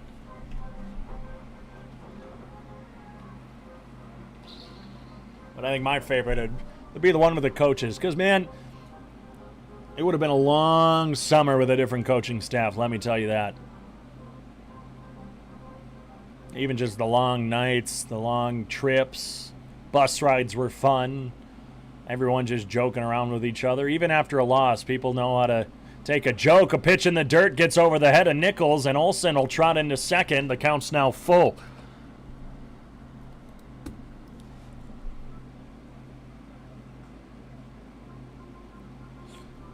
Seven errors in this game. I have to try and think back. Sunfish have had 5 in one game. That's the most all season. And I think the Whiskey Jacks maybe had 1 in that game.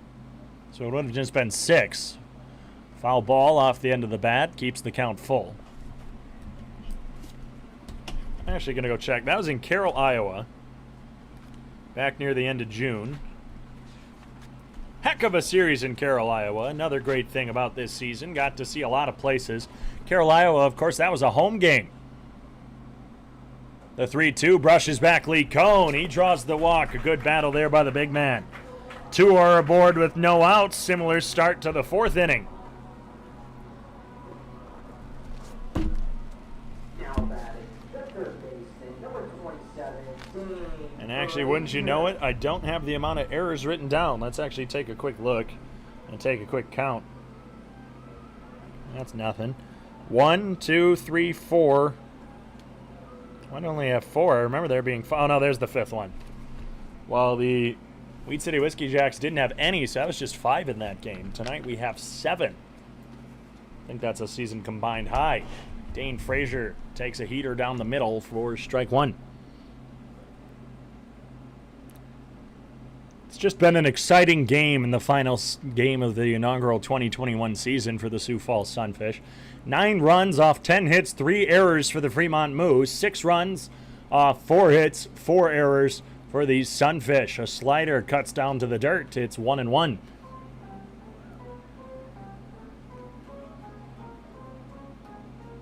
Once again, fans, if you haven't commented already, let me know what your favorite moment of the 2021 Expedition League season has been for you, whether you're a Sunfish fan or a Moo fan. Change up called strike 2 on the outside corner, 1-2. Might get a shout out, and you'll for sure get it right on the air. Love reminiscing. Sometimes, you know, I've been at every single game. I've watched every single game. Heck, I've even played in a game. Doesn't mean I always remember everything that happened, especially in the early games. Breaking ball taken a bit low to good take there by Dane Fraser. Dane's the one who reached on the E6 last inning, in which the Sunfish went all the way through their order. 2 balls, 2 strikes, no outs with 2 runners on. Middle infield playing a double play depth. The swing from Fraser gets through the gap at the shortstop. That's a base hit through left field.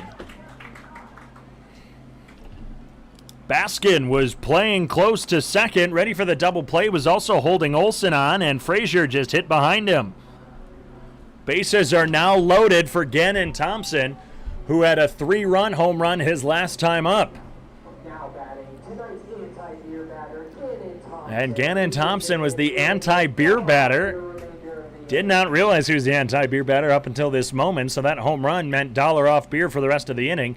So fans at home will make it up since it's not this inning, but you know what to do when the anti-beer batter gets a hit.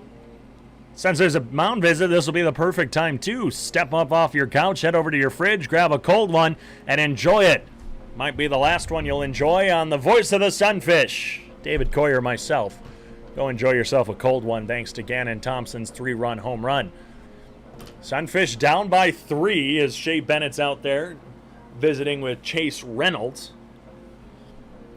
Reynolds so far for the Moo has given up, well, no runs. Every run has been credited to Jackson Krause. Reynolds came in last inning, allowed just a pair of hits, but got out of the inning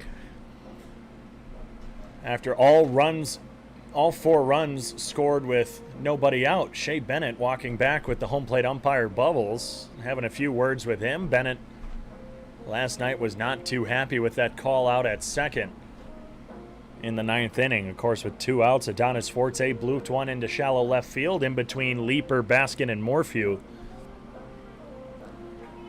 It would drop. Baskin would come up with it and just absolutely line one to the glove of Dylan Sears right above the base. Perfect spots. All Sears had to do was put his glove down. He did. He kind of swiped it across both arms of Forte before the hands hit the base.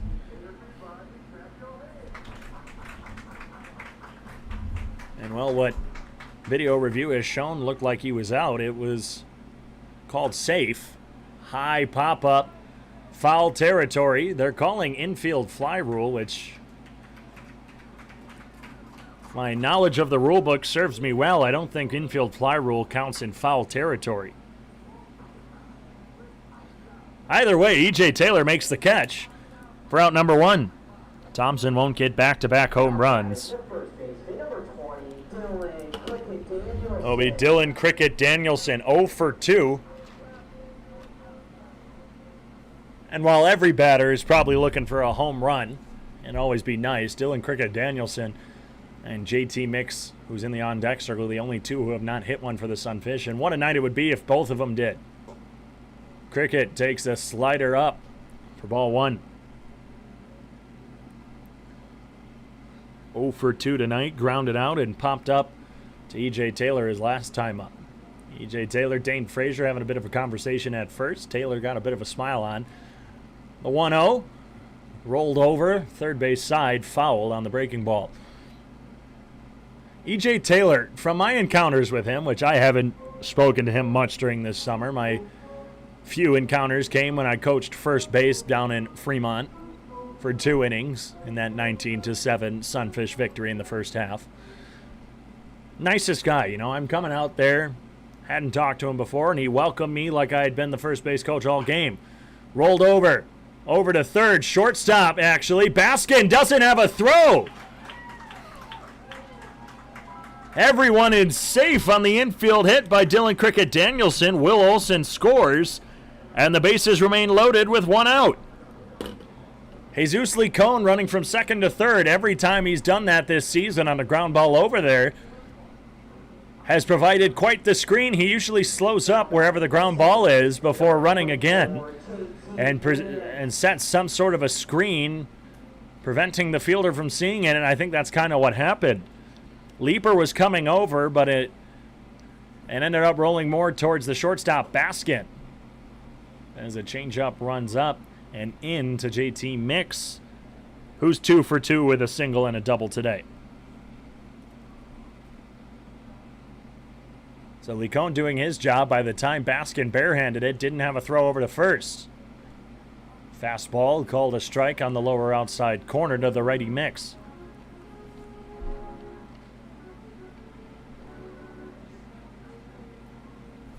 Coming into this inning, Mix was the only hit that Chase Reynolds had allowed.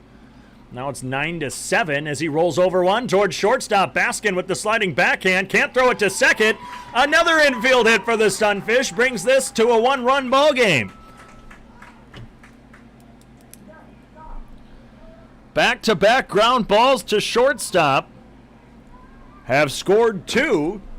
And just like that, the Sunfish have brought this within a 1-run game. We're just in the bottom of the 5th inning. The lefty Adonis Forte comes up for his 4th time, 3rd in the past 3 innings, and there's just 1 away. Fastball called a strike at the knees, 0-1. Flew out twice, walked and scored in the 3rd inning. The 0-1. Swung on, slow dribbler up the third base line, charging his leaper. The throw over to first will be in time. Forte, speedy quick on the base pass. He's all the way down the right field line. I thought that beat him, if I'm going to be honest. Taylor, 6'4", has a nice stretch, and it was a nice armed throw by Leaper, who was charging in, had to throw across his body.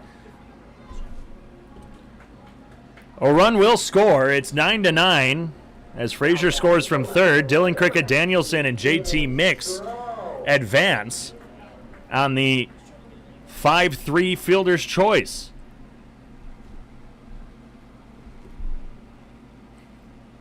Got the team photographer Josh Juergens playing jokes up here in the booth, taking my animal crackers. I'm hungry. Josh, what has been your favorite part of this season? Just the baseball in general. It's been good play. We've been having a lot of good times. All the guys are awesome. The coaching staff is great. Nick Mullen's become a really good buddy of mine now. It's been a great experience. Come on, let's get a run in. Pass ball almost got Cricket Danielson home, but the ricochet from the backstop got right back to Trey Nichols. Cricket Danielson was a sitting duck halfway down the third baseline. Everyone's back and safe. It's a 1-1 count. We've had a pretty decent PA guy, decent radio guy. I can't complain about that too much. You say decent PA guy. All I do is starting lineups. Yeah, I know. Well, we got Matt over there too, doing some stuff. I mean, well, don't forget Ryan, best book guy in the country, easily. Mitch Stroh gets nicked on the belt. He got brushed back on the fastball. I thought maybe he got back enough, but nope. Home plate umpire says he's got hit. Bases are loaded once more with 2 away in the bottom of the 5th inning. Tie ball game, 9-9. Sunfish have scored 9 in the past 3 innings. What are you, German? 9-9! Well, see, that would mean I'm saying no. I'm actually happy that this is happening. Well, we got Josh Juergens joining us on the broadcast. Norris McClure, moonshot to right field, and there it is, a no-doubter!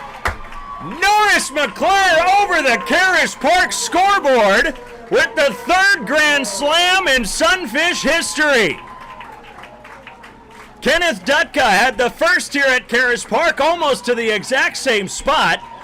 Will Olson had one in Spearfish, and Norris McClure who has not hit a home run since his moonshot to right field in Pier his first week here with the Sunfish, absolutely demolishes one over the Karras Park scoreboard. The Sunfish now lead 13-9, and that'll be it for Chase Reynolds.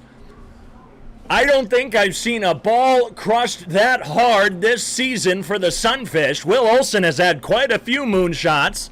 I think that home run by Norris McClure is still carrying. We'll see who relieves Reynolds when we return. The Sunfish in the bottom of the fifth now lead by 4. It's 13-9 when we come back.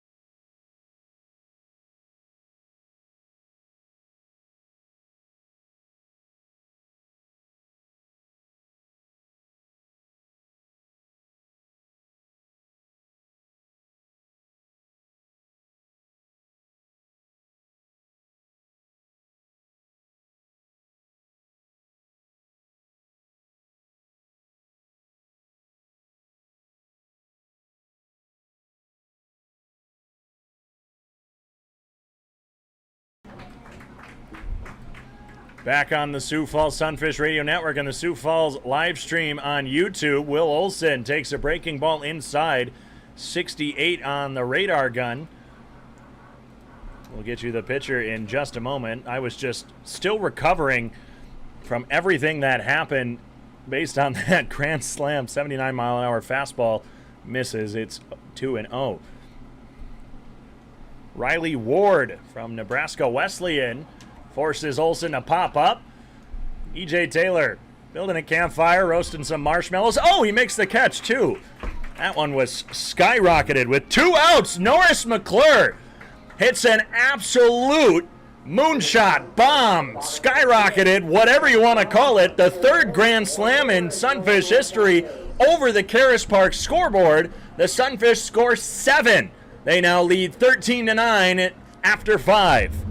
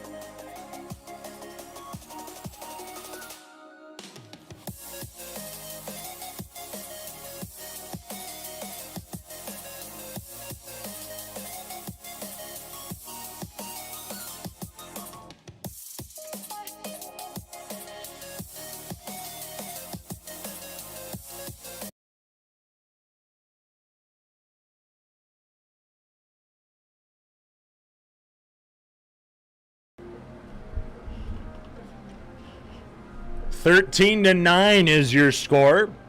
It looked like it was going to be a long game for the Sunfish in their final game of the inaugural 2021 season after they were down 6-0 after 2 innings. They would score 2 in the third and make the game 6-2. 3 runs would score in the fourth, 9-2. It still seemed like a tough ball game. The Sunfish would bring it close, down by 3, 9-6 after the fourth inning. But then 7 runs, with the exclamation point being the grand slam by Norris McClure, would put the Sunfish up 13-9 after 5. We're in the top of the 6th inning. E.J. Taylor is already ahead 1-0 on the fastball inside by Tom Sun. He'll throw another fastball the opposite direction. It's 2-0 on the outside pitch. Who would have thought 3 grand slams in one season for the Sunfish? Kenneth Dutka hit the first one in franchise history. A fastball foul tipped by Taylor makes the count 2-1. But Kenneth Dutka hit one here at Karras Park against the Spearfish Sasquatch. The next pitch, Will Olson would fly out and the Sunfish would lose, but who cares? It was in Spearfish again that Will Olson on a 3-0 pitch would nuke one over the left field wall. It's 3-1 now to Taylor. Nuke one over the left field wall, but Norris McClure pulled one. And I haven't seen him hit a ball that hard since his home run in Pierre, where he launched one and did a bit of a pimp job on it against the Pierre Trappers early on in the season. He now has a grand slam to his extraordinary resume this season with the Sunfish. The wind is blowing in from left field.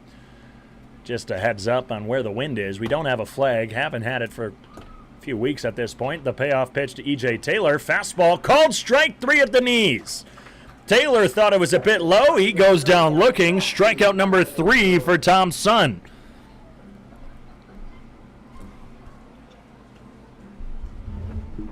One away for Luke White. White doubled and scored in the second inning. Walked the inning before it. Popped out to third his last time up. Sunfish up by 4.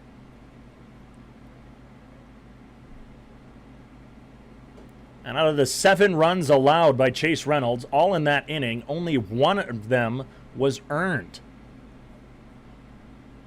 First pitch to White runs a bit high. It's 1-0. Fastball catches the outside corner. It's 1-1. Not sure how many Twins fans we have listening to this, but they're trailing the Houston Astros 2-0 in the top of the 8th inning from Houston. 1-1. Fastball overthrown, bounces in the dirt into the glove of Will Olson, but now up the third baseline. He got away from him. 2-1. Only 8 hits for the Sunfish. In that 7-run inning, only accumulated 4, and all 8 hits have come since the third inning. 2 runs in the third, 4 in the fourth, and 7 in the fifth. Fastball almost catches the elbow of White, who's ahead 3-1.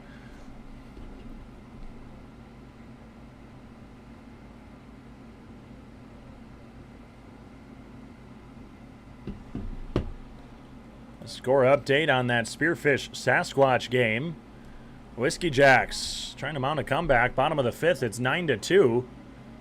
A fastball, good frame by Will Olson. I thought it caught the corner. Was a bit too far outside for the umpire's liking as Luke White draws the 1-out walk. Oh, I think that Norris McClure grand slam just cracked its way into my top 5 on this season of favorite moments.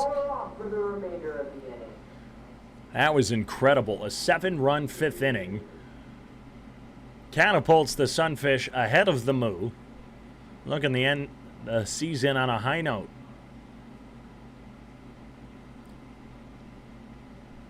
That ball was absolutely demolished. Fastball down the middle. Strike 1. Sun has really started to go down behind the trees. It's still mostly cloudy above us. No rain in the forecast. The baseball gods want this game to continue. The 0-1. Slow ball misses high. 71. Didn't have much bend to it. That might have been a changeup. Otherwise, that's just a slider or a curveball that didn't move too much. Technically, after the top of this inning, or the top of the 5th inning was played, the game became official. So even if rain, lightning, something like that, hail, snow, sleet, rain, any of that canceled this game or had to call it, this is an official game. So whatever the score is when the game is called, that's your final. The Sunfish would be winning and win the game if it was called now. Top of the 6th inning, one away, the 1-2. Defensive swing by Simonson sends it to the right side, backstop. Brooks Capel, who started last night's game and had a heck of a final outing. 4 innings, allowing 2 runs off 3 hits, 5 strikeouts, 1 from Austin Baskin. Baskin 0 for 3 on the night with an RBI.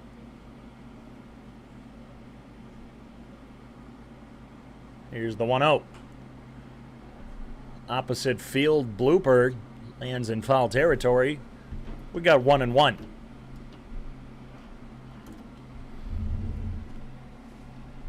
And I'll have to say, another cool thing about this summer is almost feels like a return to normalcy. Obviously, there's still a second surge of the COVID-19 virus. Fastball thrown straight and true. It's 1-2. There's still all that going on, and well, the fact that we got some baseball this season and it kind of went off without a hitch. In terms of COVID-19, there were plenty of hitches along the way.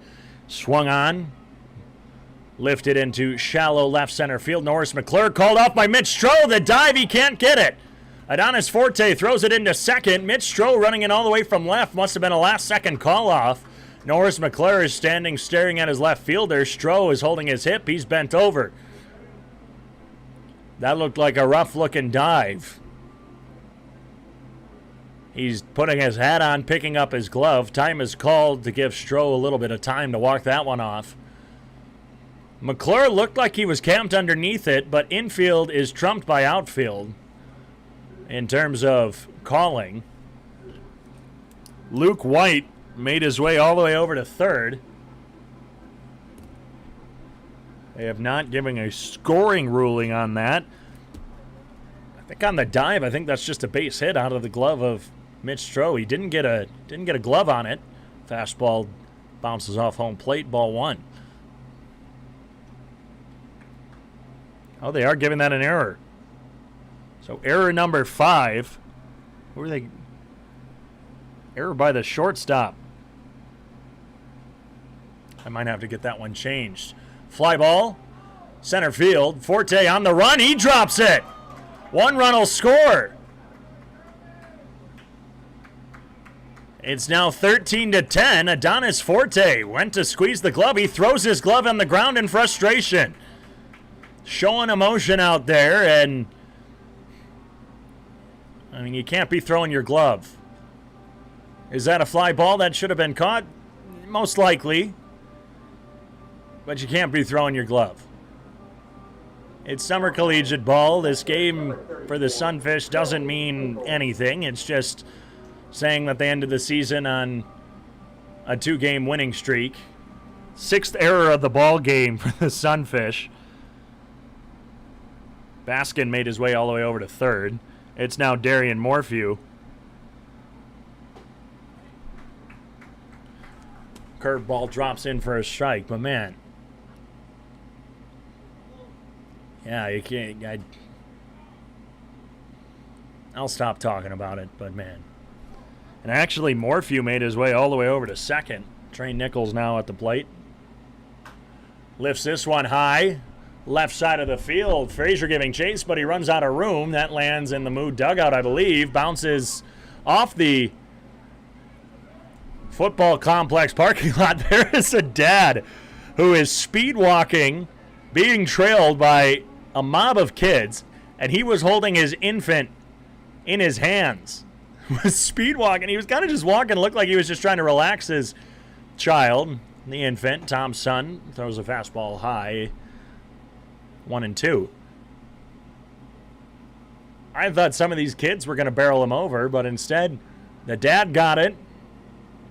has it in his baby's hands and is showing it off as if the baby caught the foul ball. I love it. That's what baseball's all about. Dad's going after foul balls. As long as the child stays safe, it's an entertaining story. The 1-2. Ooh, Nichols wanted to hit that one or swing on it at least to change up inside. Would have jammed him, couldn't? I don't think he would have gotten any part of the bat on it. Lays off, it's 2-2.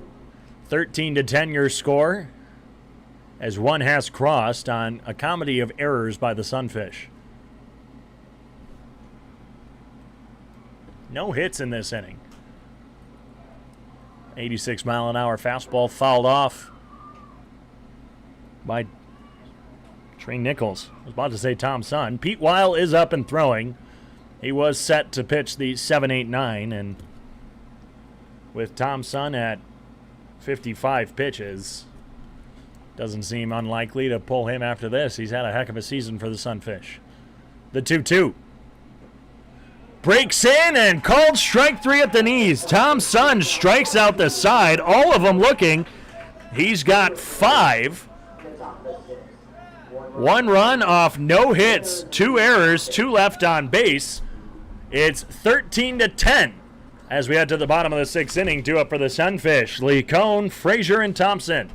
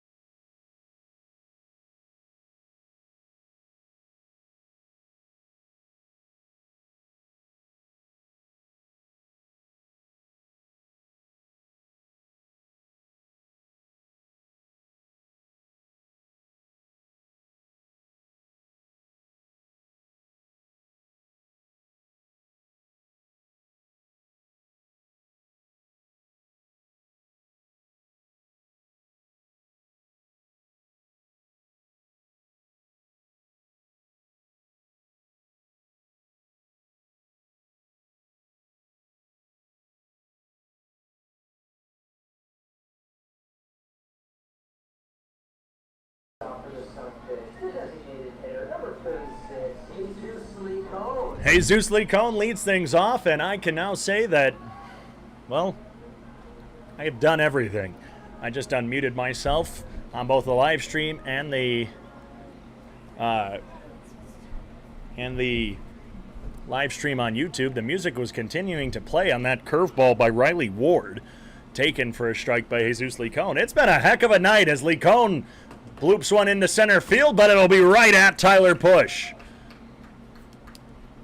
Little soft swing there by Lee Cohn. He shoots his helmet into the dugout. Leads off this 6th inning with a flyout. Now batting, the third baseman, number 27, Dane Fraser. Dane Fraser reached in the 4th on an E6. Scored on the home run by Gannon Thompson. Singled in the 5th. Scored on a single by, that was by JT Mix. Of course, that inning highlighted by the grand slam from Norris McClure. On the mound, Riley Ward. He didn't throw many pitches in his first inning of work, forcing Will Olson to pop out.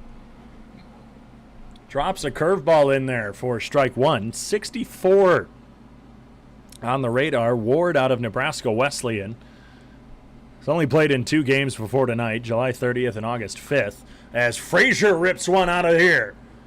And by out of here, a foul ball. Pulled it a bit too much. Was way ahead of that one, but got a lot of it. 1-2 the count. 1-0 is Ward. Has not allowed a run. Only allowed 2 hits through 5 and a third innings pitched. Strikeout 3, walked 2. The 1-2. Grounded sharply over to the right side. Backhanded slide by Taylor. The throw to Ward. Tap on first. It's out number 2. What can't E.J. Taylor do, man? What can't he do? Heck of a first baseman. I wish him nothing but success down the road. He's been a great sport. He's been a great defensive first baseman. He can hit the crap out of the ball. I wish him nothing but the best. Just an overall nice guy as well.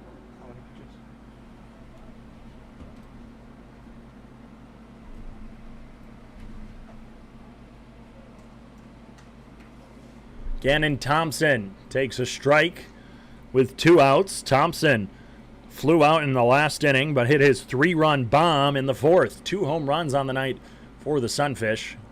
Takes the ball outside, 1-1. Quick work from Ward, throws the slider away. It's 2-1. He's got quite the interesting windup as well.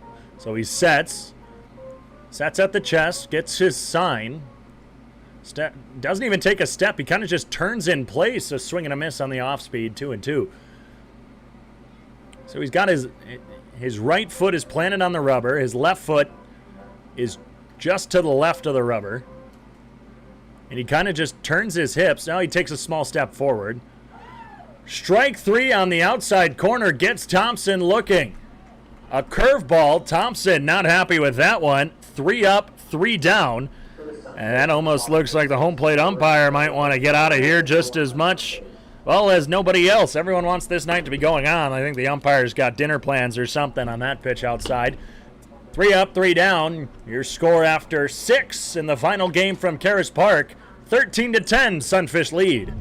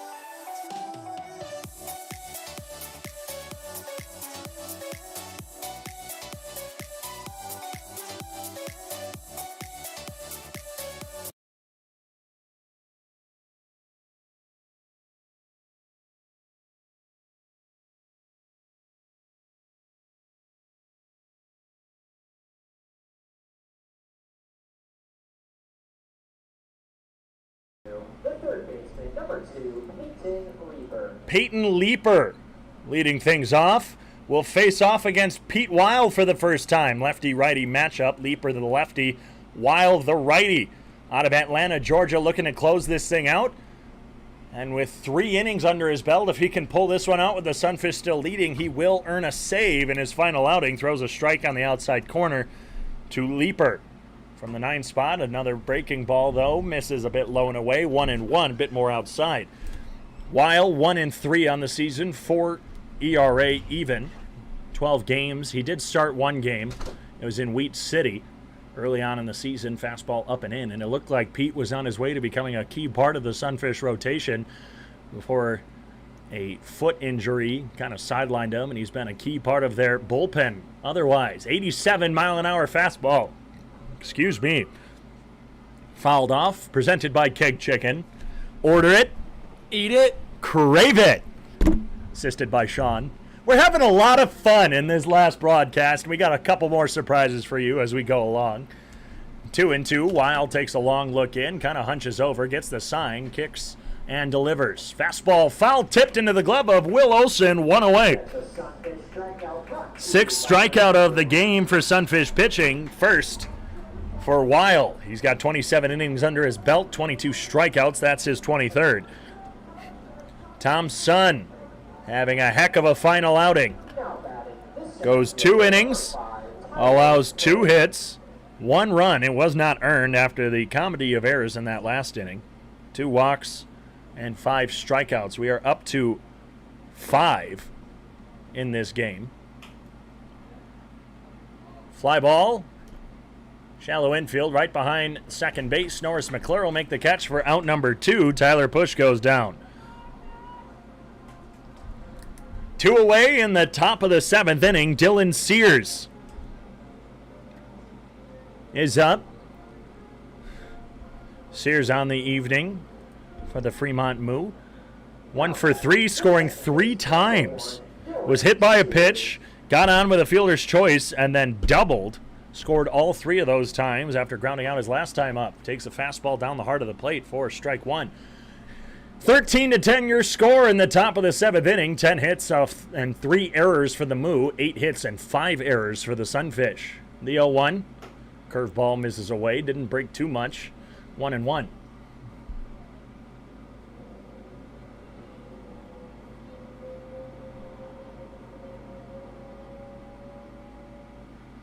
Weil winds and delivers. Fastball high. 2-1 laid off by Sears. What a way to end the season for the Sunfish, man. Just everything happening. Hits everywhere. Home runs everywhere. The 2-1 lined into left field. That'll fall in front of Stroh for a base hit. Dylan Sears having himself a night. 2 for 4. With another single. He has a double and a single now on the night for the Western Illinois Fighting Leatherneck. E.J. Taylor steps up once more. Struck out looking to kick off the 6th inning. He's 2 for 3 as a pair of singles.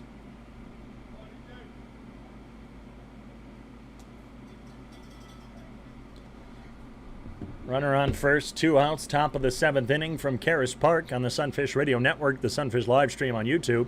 Fastball zoomed in there, 85 miles an hour at the knees, called strike 1. Weil, a ground ball pitcher.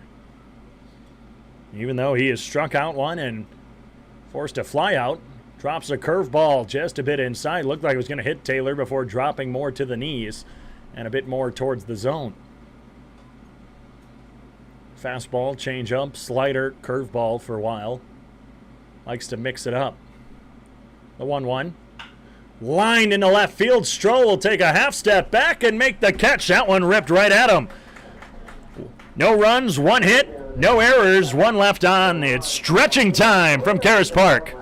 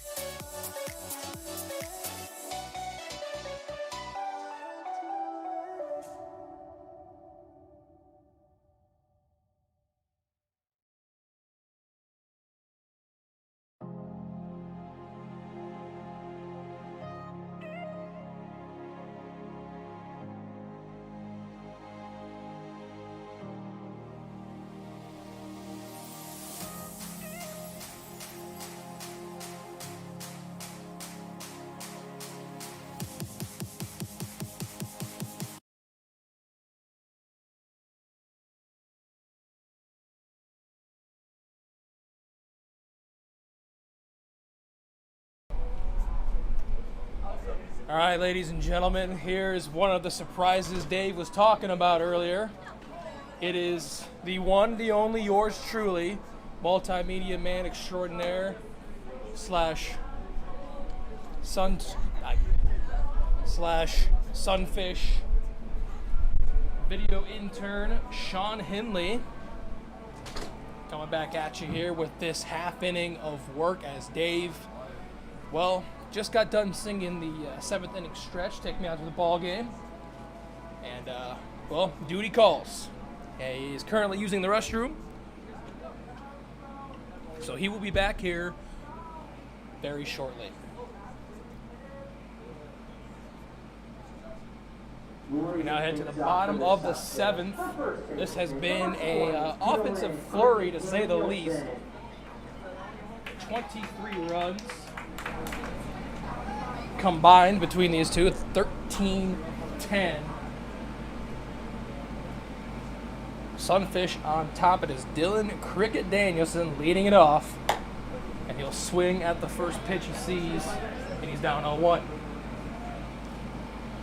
Of course, for those of you that missed the game last week against Western Nebraska, I was on the call for that as our very own David Coyer was the starting pitcher for the Sunfish. Cricket Danielson now down 0-2.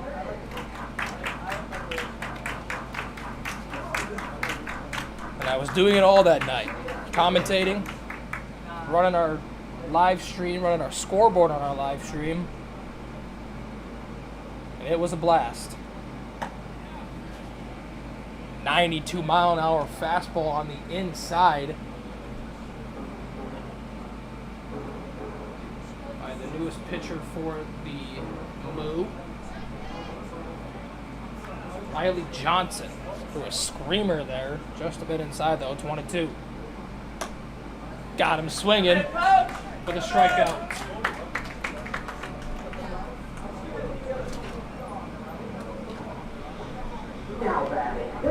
JT Mix will be batting second, and if I saw something correctly, I think that was Dylan Cricket Danielson going down swinging against Riley Johnson.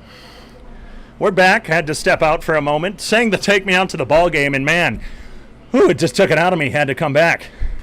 JT Mix fouls off a 92-mile-an-hour fastball, a little bit different than what Riley Ward was tossing. Catching my breath, excuse me.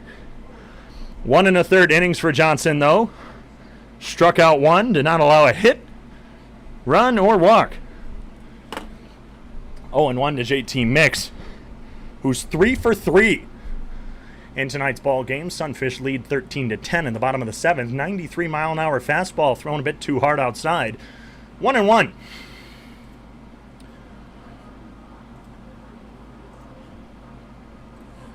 We go from Riley Ward to Riley Johnson. I'll get you Johnson's stats in just a moment. So you can take me out of the ball game. I've always wanted to do it, and then I did it. Realize I'm tone deaf.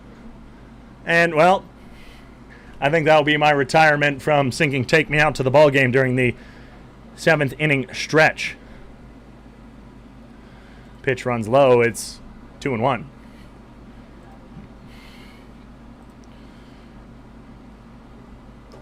Fastball high, it's 3-1.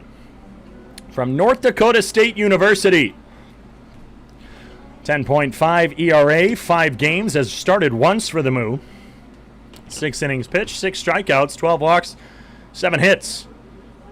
Pitched against the Sunfish on July 11th, 1 inning of relief, allowed just 1 walk, struck out 2. Mix shoots one down the right field line, but instead of going straight, it in fact hooked way far out of here. Full count.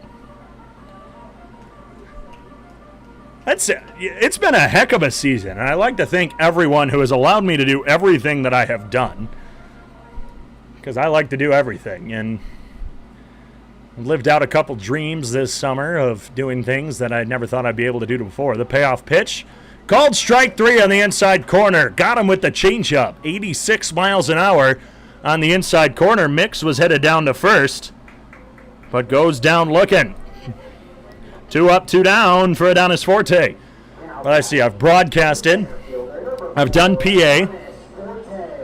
I've won a hot dog eating contest in Pier. Got to coach first base twice. Got to pitch. Got to take infield practice. Got to hit batting practice quite a few times. Forte takes a strike on the outside corner. I've gotten to scorekeep. I feel like I'm missing something. Got to sing the national anthem and take me out to the ball game. Yeah, that's right. I sang the national anthem. That I think was the scariest one, honestly. And it's not that I talk to all you guys. I talk to hundreds of people through the airwaves and the radio waves and do PA in front of large crowds for sporting events. I've done that all the time. I can speak in front of people without getting nervous. When you sing the national anthem, as Forte whiffs on a fastball, it's 1-2. When you sing the national anthem in front of a lot of people, it's the national anthem. Every person, basically over the age of 5, knows the lyrics to the national anthem. But when you're singing it in front of a lot of people, your number one fear is you don't want to forget the words. Fastball blown by Forte. He goes down swinging. Riley Johnson slams the door, strikes out the side. 3 up, 3 down. After 7 full in this final game of the Expedition League season, it's the Sioux Falls Sunfish 13, the Fremont Moo 10.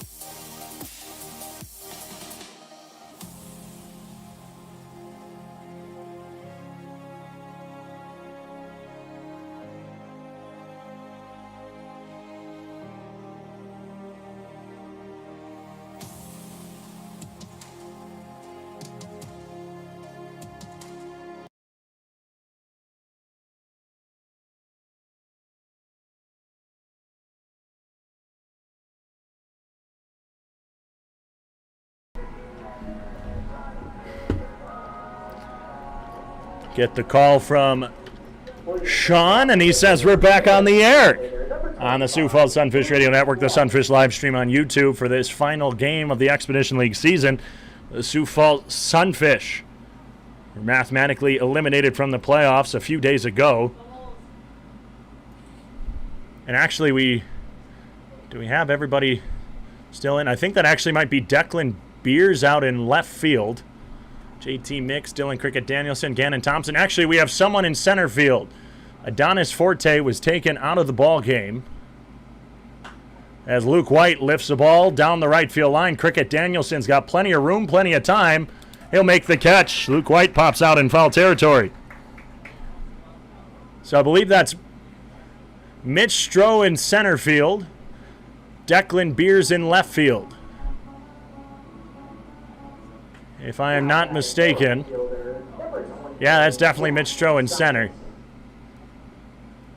And I don't think they'd put anybody else but Declan in left. So we do have some substitutions. Adonis Forte is out of the ball game. Hopefully we got our scorers also knowing this. They do not. I'll have to make it aware to them. Jack Simonson now up. Takes a breaking ball inside. I'll be back in a moment.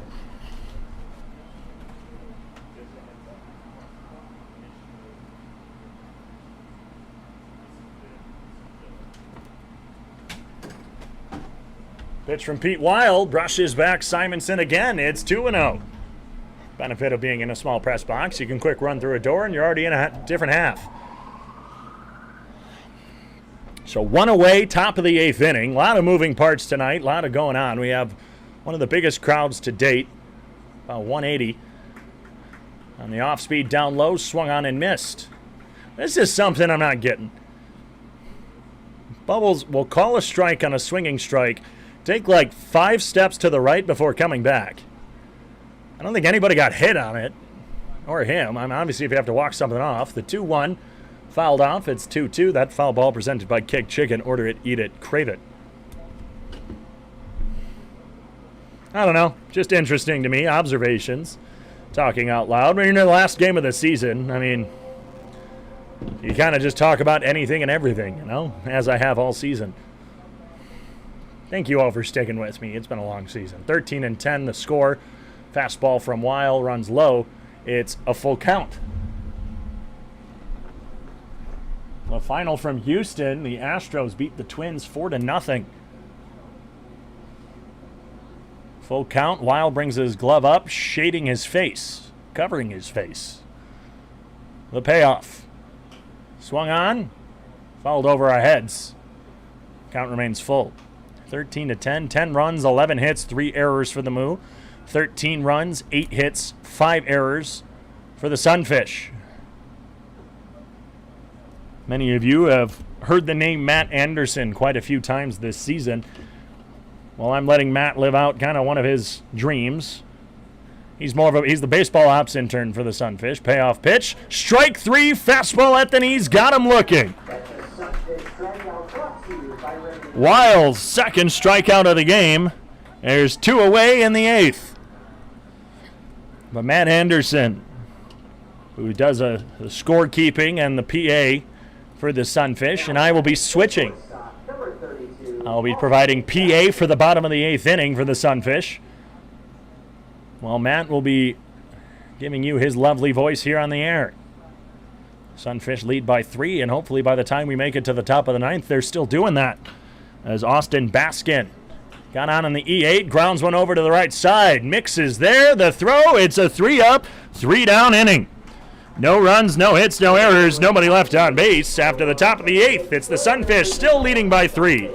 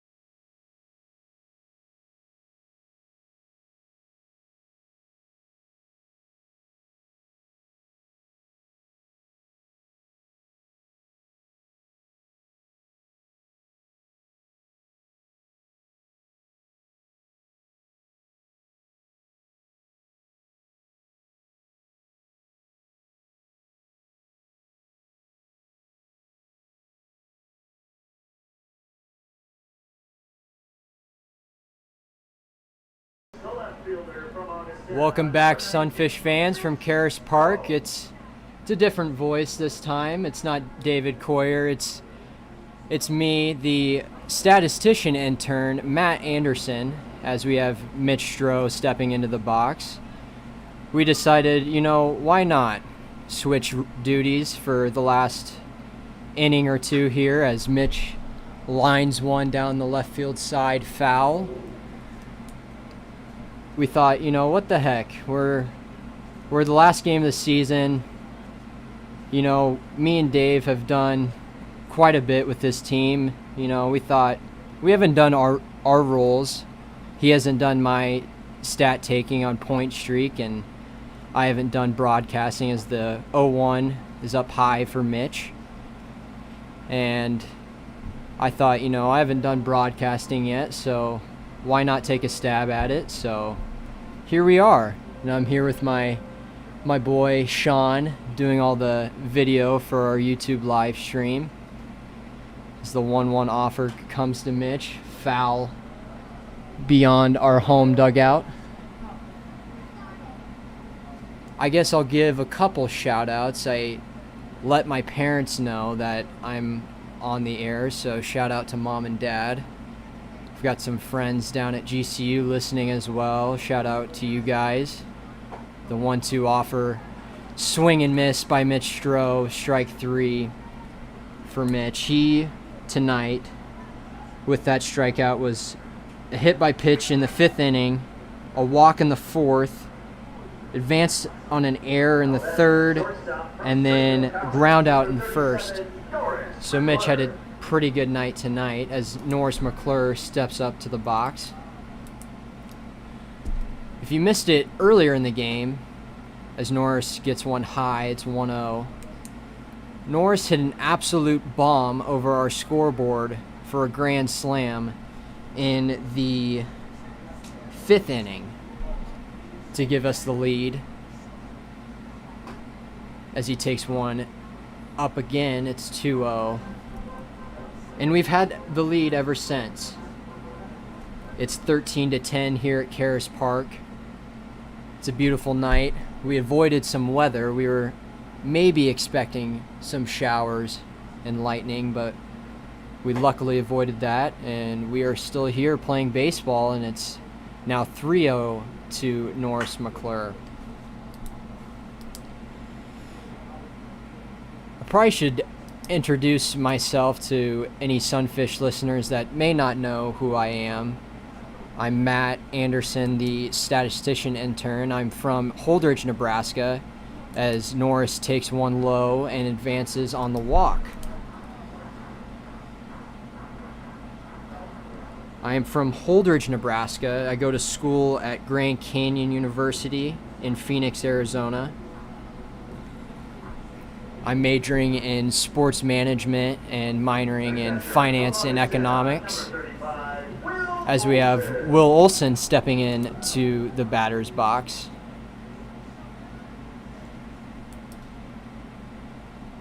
Will tonight has flown out in the 2nd as he gets one low. It'll be 1-0. And scored 2 times, both in the 4th and the 5th inning.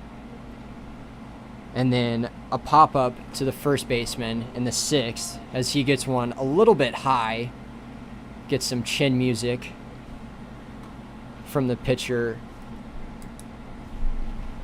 Got to check here. Riley Johnson. Thank you, Sean, for that. Forgot who was on the mound for the Moo. It's been quite the game tonight. If you can't tell by the score, it's 13-10 here at Karras Park. Had a lot of runs scored and a lot of errors committed by both teams, but the Sunfish have clawed their way back as it was 6-0 after 2 innings. It's now 13-10 as Will takes one low, and it's 3-0.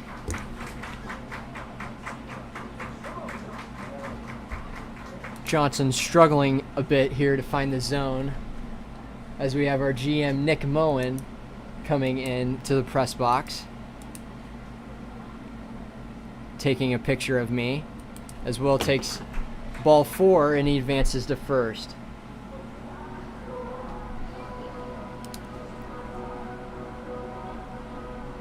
That'll bring up our DH, number 36, Jesus Licone.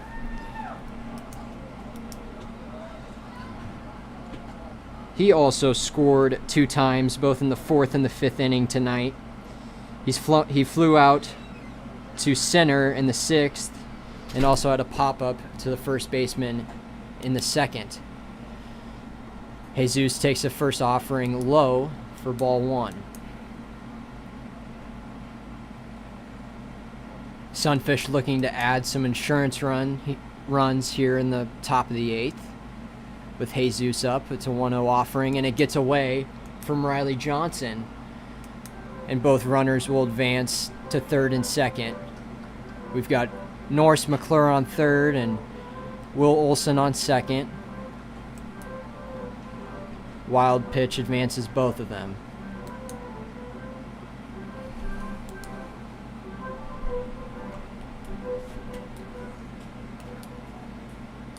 Jesus gets set in the box, looking at the 2-0 offering.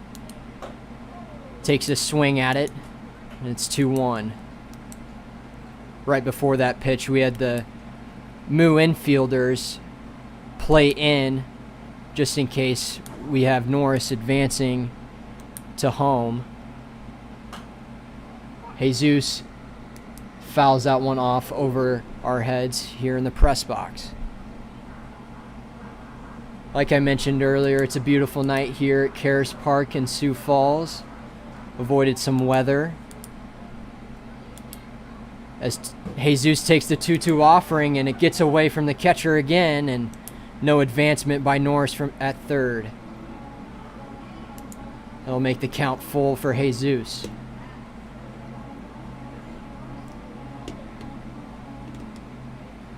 The Moo broadcasters over there, before I came over here to broadcast this, were doing some thank yous just for the whole season, as this is our last game here in the inaugural season for the Sunfish, and I'll do some thank yous as after this pitch. Jesus lines it to 3rd. He takes a look and ground out for Jesus, but he scores Norris McClure from the 5-3 ground out.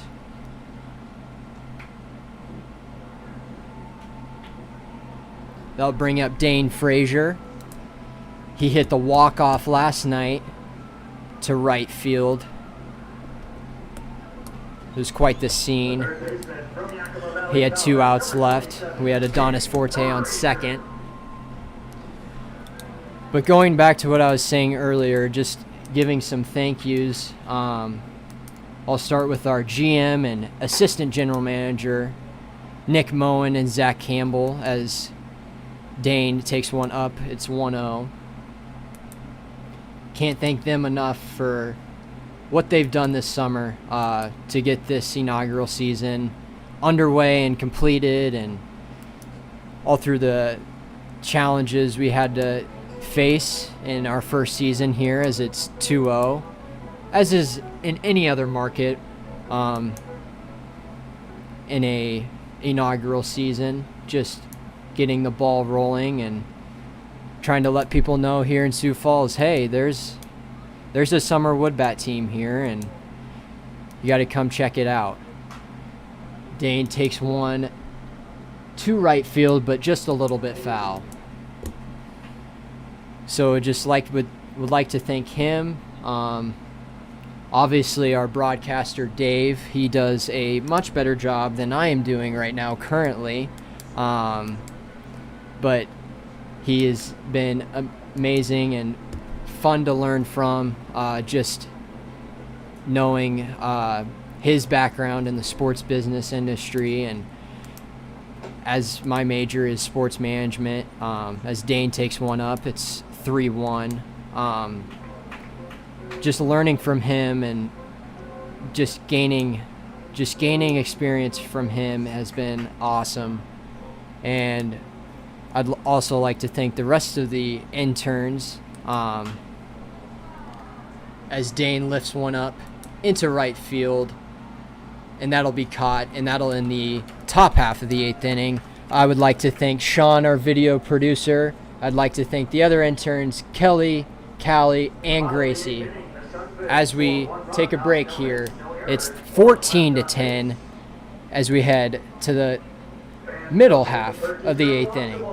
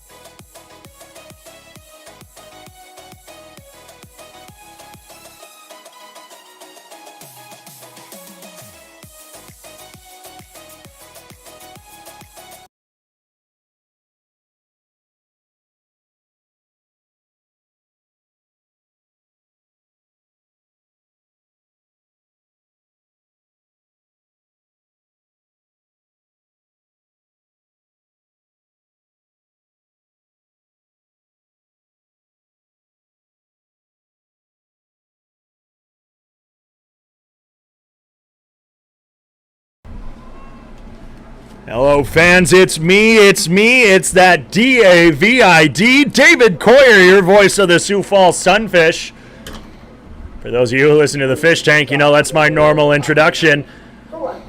It's the leadoff, or not in the leadoff man, but leading it off in the top of the ninth, Darian Morphew, the lefty, facing Pete Weil. The Sunfish tack on one in the bottom of the eighth. It's 14-10 in the Sunfish and Moo's final games of the 2021 Expedition League season, as the Spearfish Sasquatch don't look like they're going to be surrendering to the Wheat City Whiskey Jacks anytime soon. So they will take the second half crown. Ground ball sharply hit off the hop to McClure. The long throw over first, dug out by Cricket Danielson. It's in time for out number one. Deep in the hole at short was McClure. He's got an arm on him, that kid does, and a good scoop by Cricket Danielson at first base for out number one. 9-2 in the top of the eighth from Grand Forks. The Spearfish Sasquatch lead over the Wheat City Whiskey Jacks, and with that win, of course, it'll send the Sasquatch to that number 2 spot in the Clark Division playoff. They will face off against the Western Nebraska Pioneers. Fastball swung on and missed by Trey Nichols.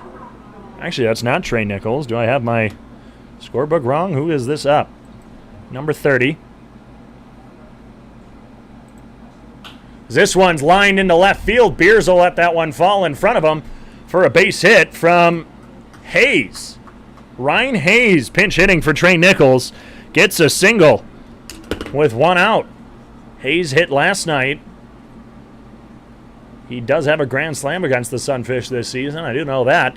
Gets a base hit here. It's the lefty Peyton Leeper. Now batting, the third baseman, number 2, Peyton Leeper. Peyton Leeper, 1 for 4 tonight with a single back in the second inning. Steps up with a runner on first. Sunfish looking to close out this season on a win streak. The ball gets away from Will Olson. Not enough to get Hayes to head to second. It's 1-0. In Dickinson, the Badlands Big Sticks score 1 in the bottom of the sixth. It's 6-5 Big Sticks against the Canyon County Spuds. And, of course, the Horseheads fell to the Pioneers earlier today. So the playoffs look like this. The Lewis Division champs. This one swung on, lifted high to left field. Beers running in, finds it, makes the catch for out number 2. 2 away in the top of the ninth inning.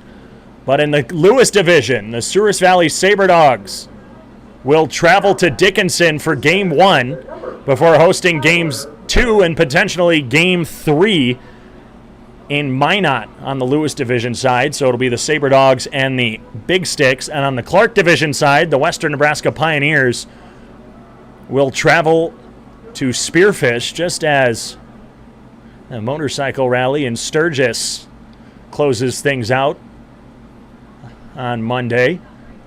Of course, that started last Sunday, closes out tomorrow. Fastball called strike on the lower outside corner. And one game in Spearfish before traveling down to Gering, Nebraska, where the Western Nebraska Pioneers look to try and make the Expedition League championships. The Fremont Moo, the reigning champs, will not be able to defend their crown in the playoffs. The 0-1 fastball misses off the plate. It's 1-1.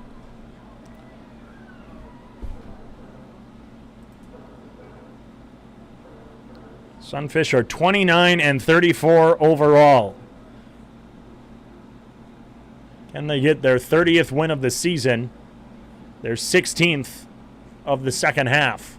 The 1-1 lined up the middle. That'll be a base hit. Tyler Push flips his bat as if he's just walked off the World Series. That's interesting, but 2 are aboard.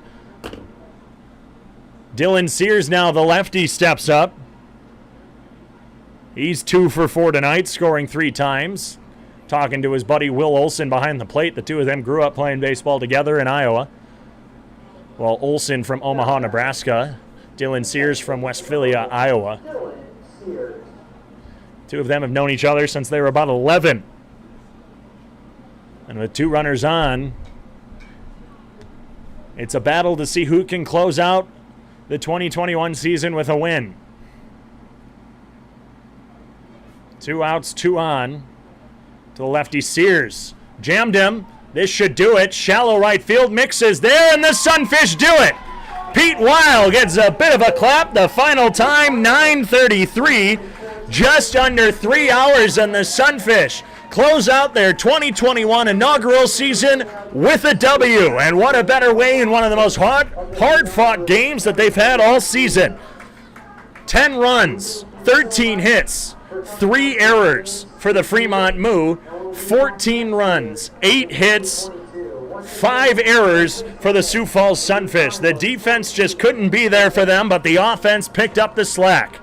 Gannon Thompson with a 3-run home run. Norris McClure took the lead, and the Sunfish never surrendered it off of his absolute nuclear moonshot, blast, bomb, catastrophe, whatever you want to call it, over the Karras Park scoreboard. 3rd Grand Slam in Sunfish history, catapulted the Sunfish to their 2nd straight win, and they close out their inaugural season with a W. It's been a heck of a ride, fans. And this one, we close the curtain on the inaugural 2021 season. The Sunfish finished their inaugural season here in Sioux Falls with a record of 30-34. Never thought we would be at the spot where we are, where for most of the second half it looked like the Sunfish might have a chance of making the playoffs, especially after starting the season 0-5. They finished the first half 14-7, going 4-6 in their last 10 of the first half. The second half would start off quite better.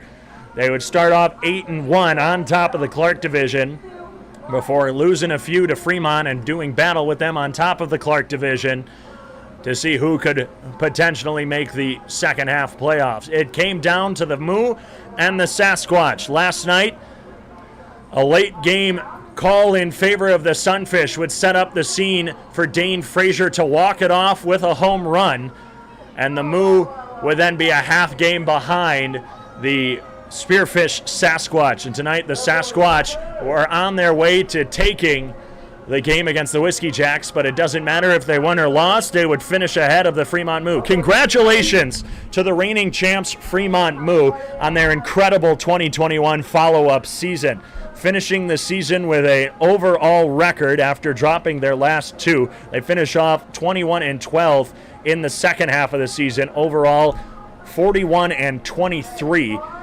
Just behind the Spearfish Sasquatch, overall in the Clark Division overall standings. The Sewers Valley Saberdogs finishing 44-18 on the season overall. They will be, in fact, 1 game ahead of the Sasquatch if the Spearfish pulls that one out, as they have played 2 less games than the Sasquatch. But we get to the Sunfish season.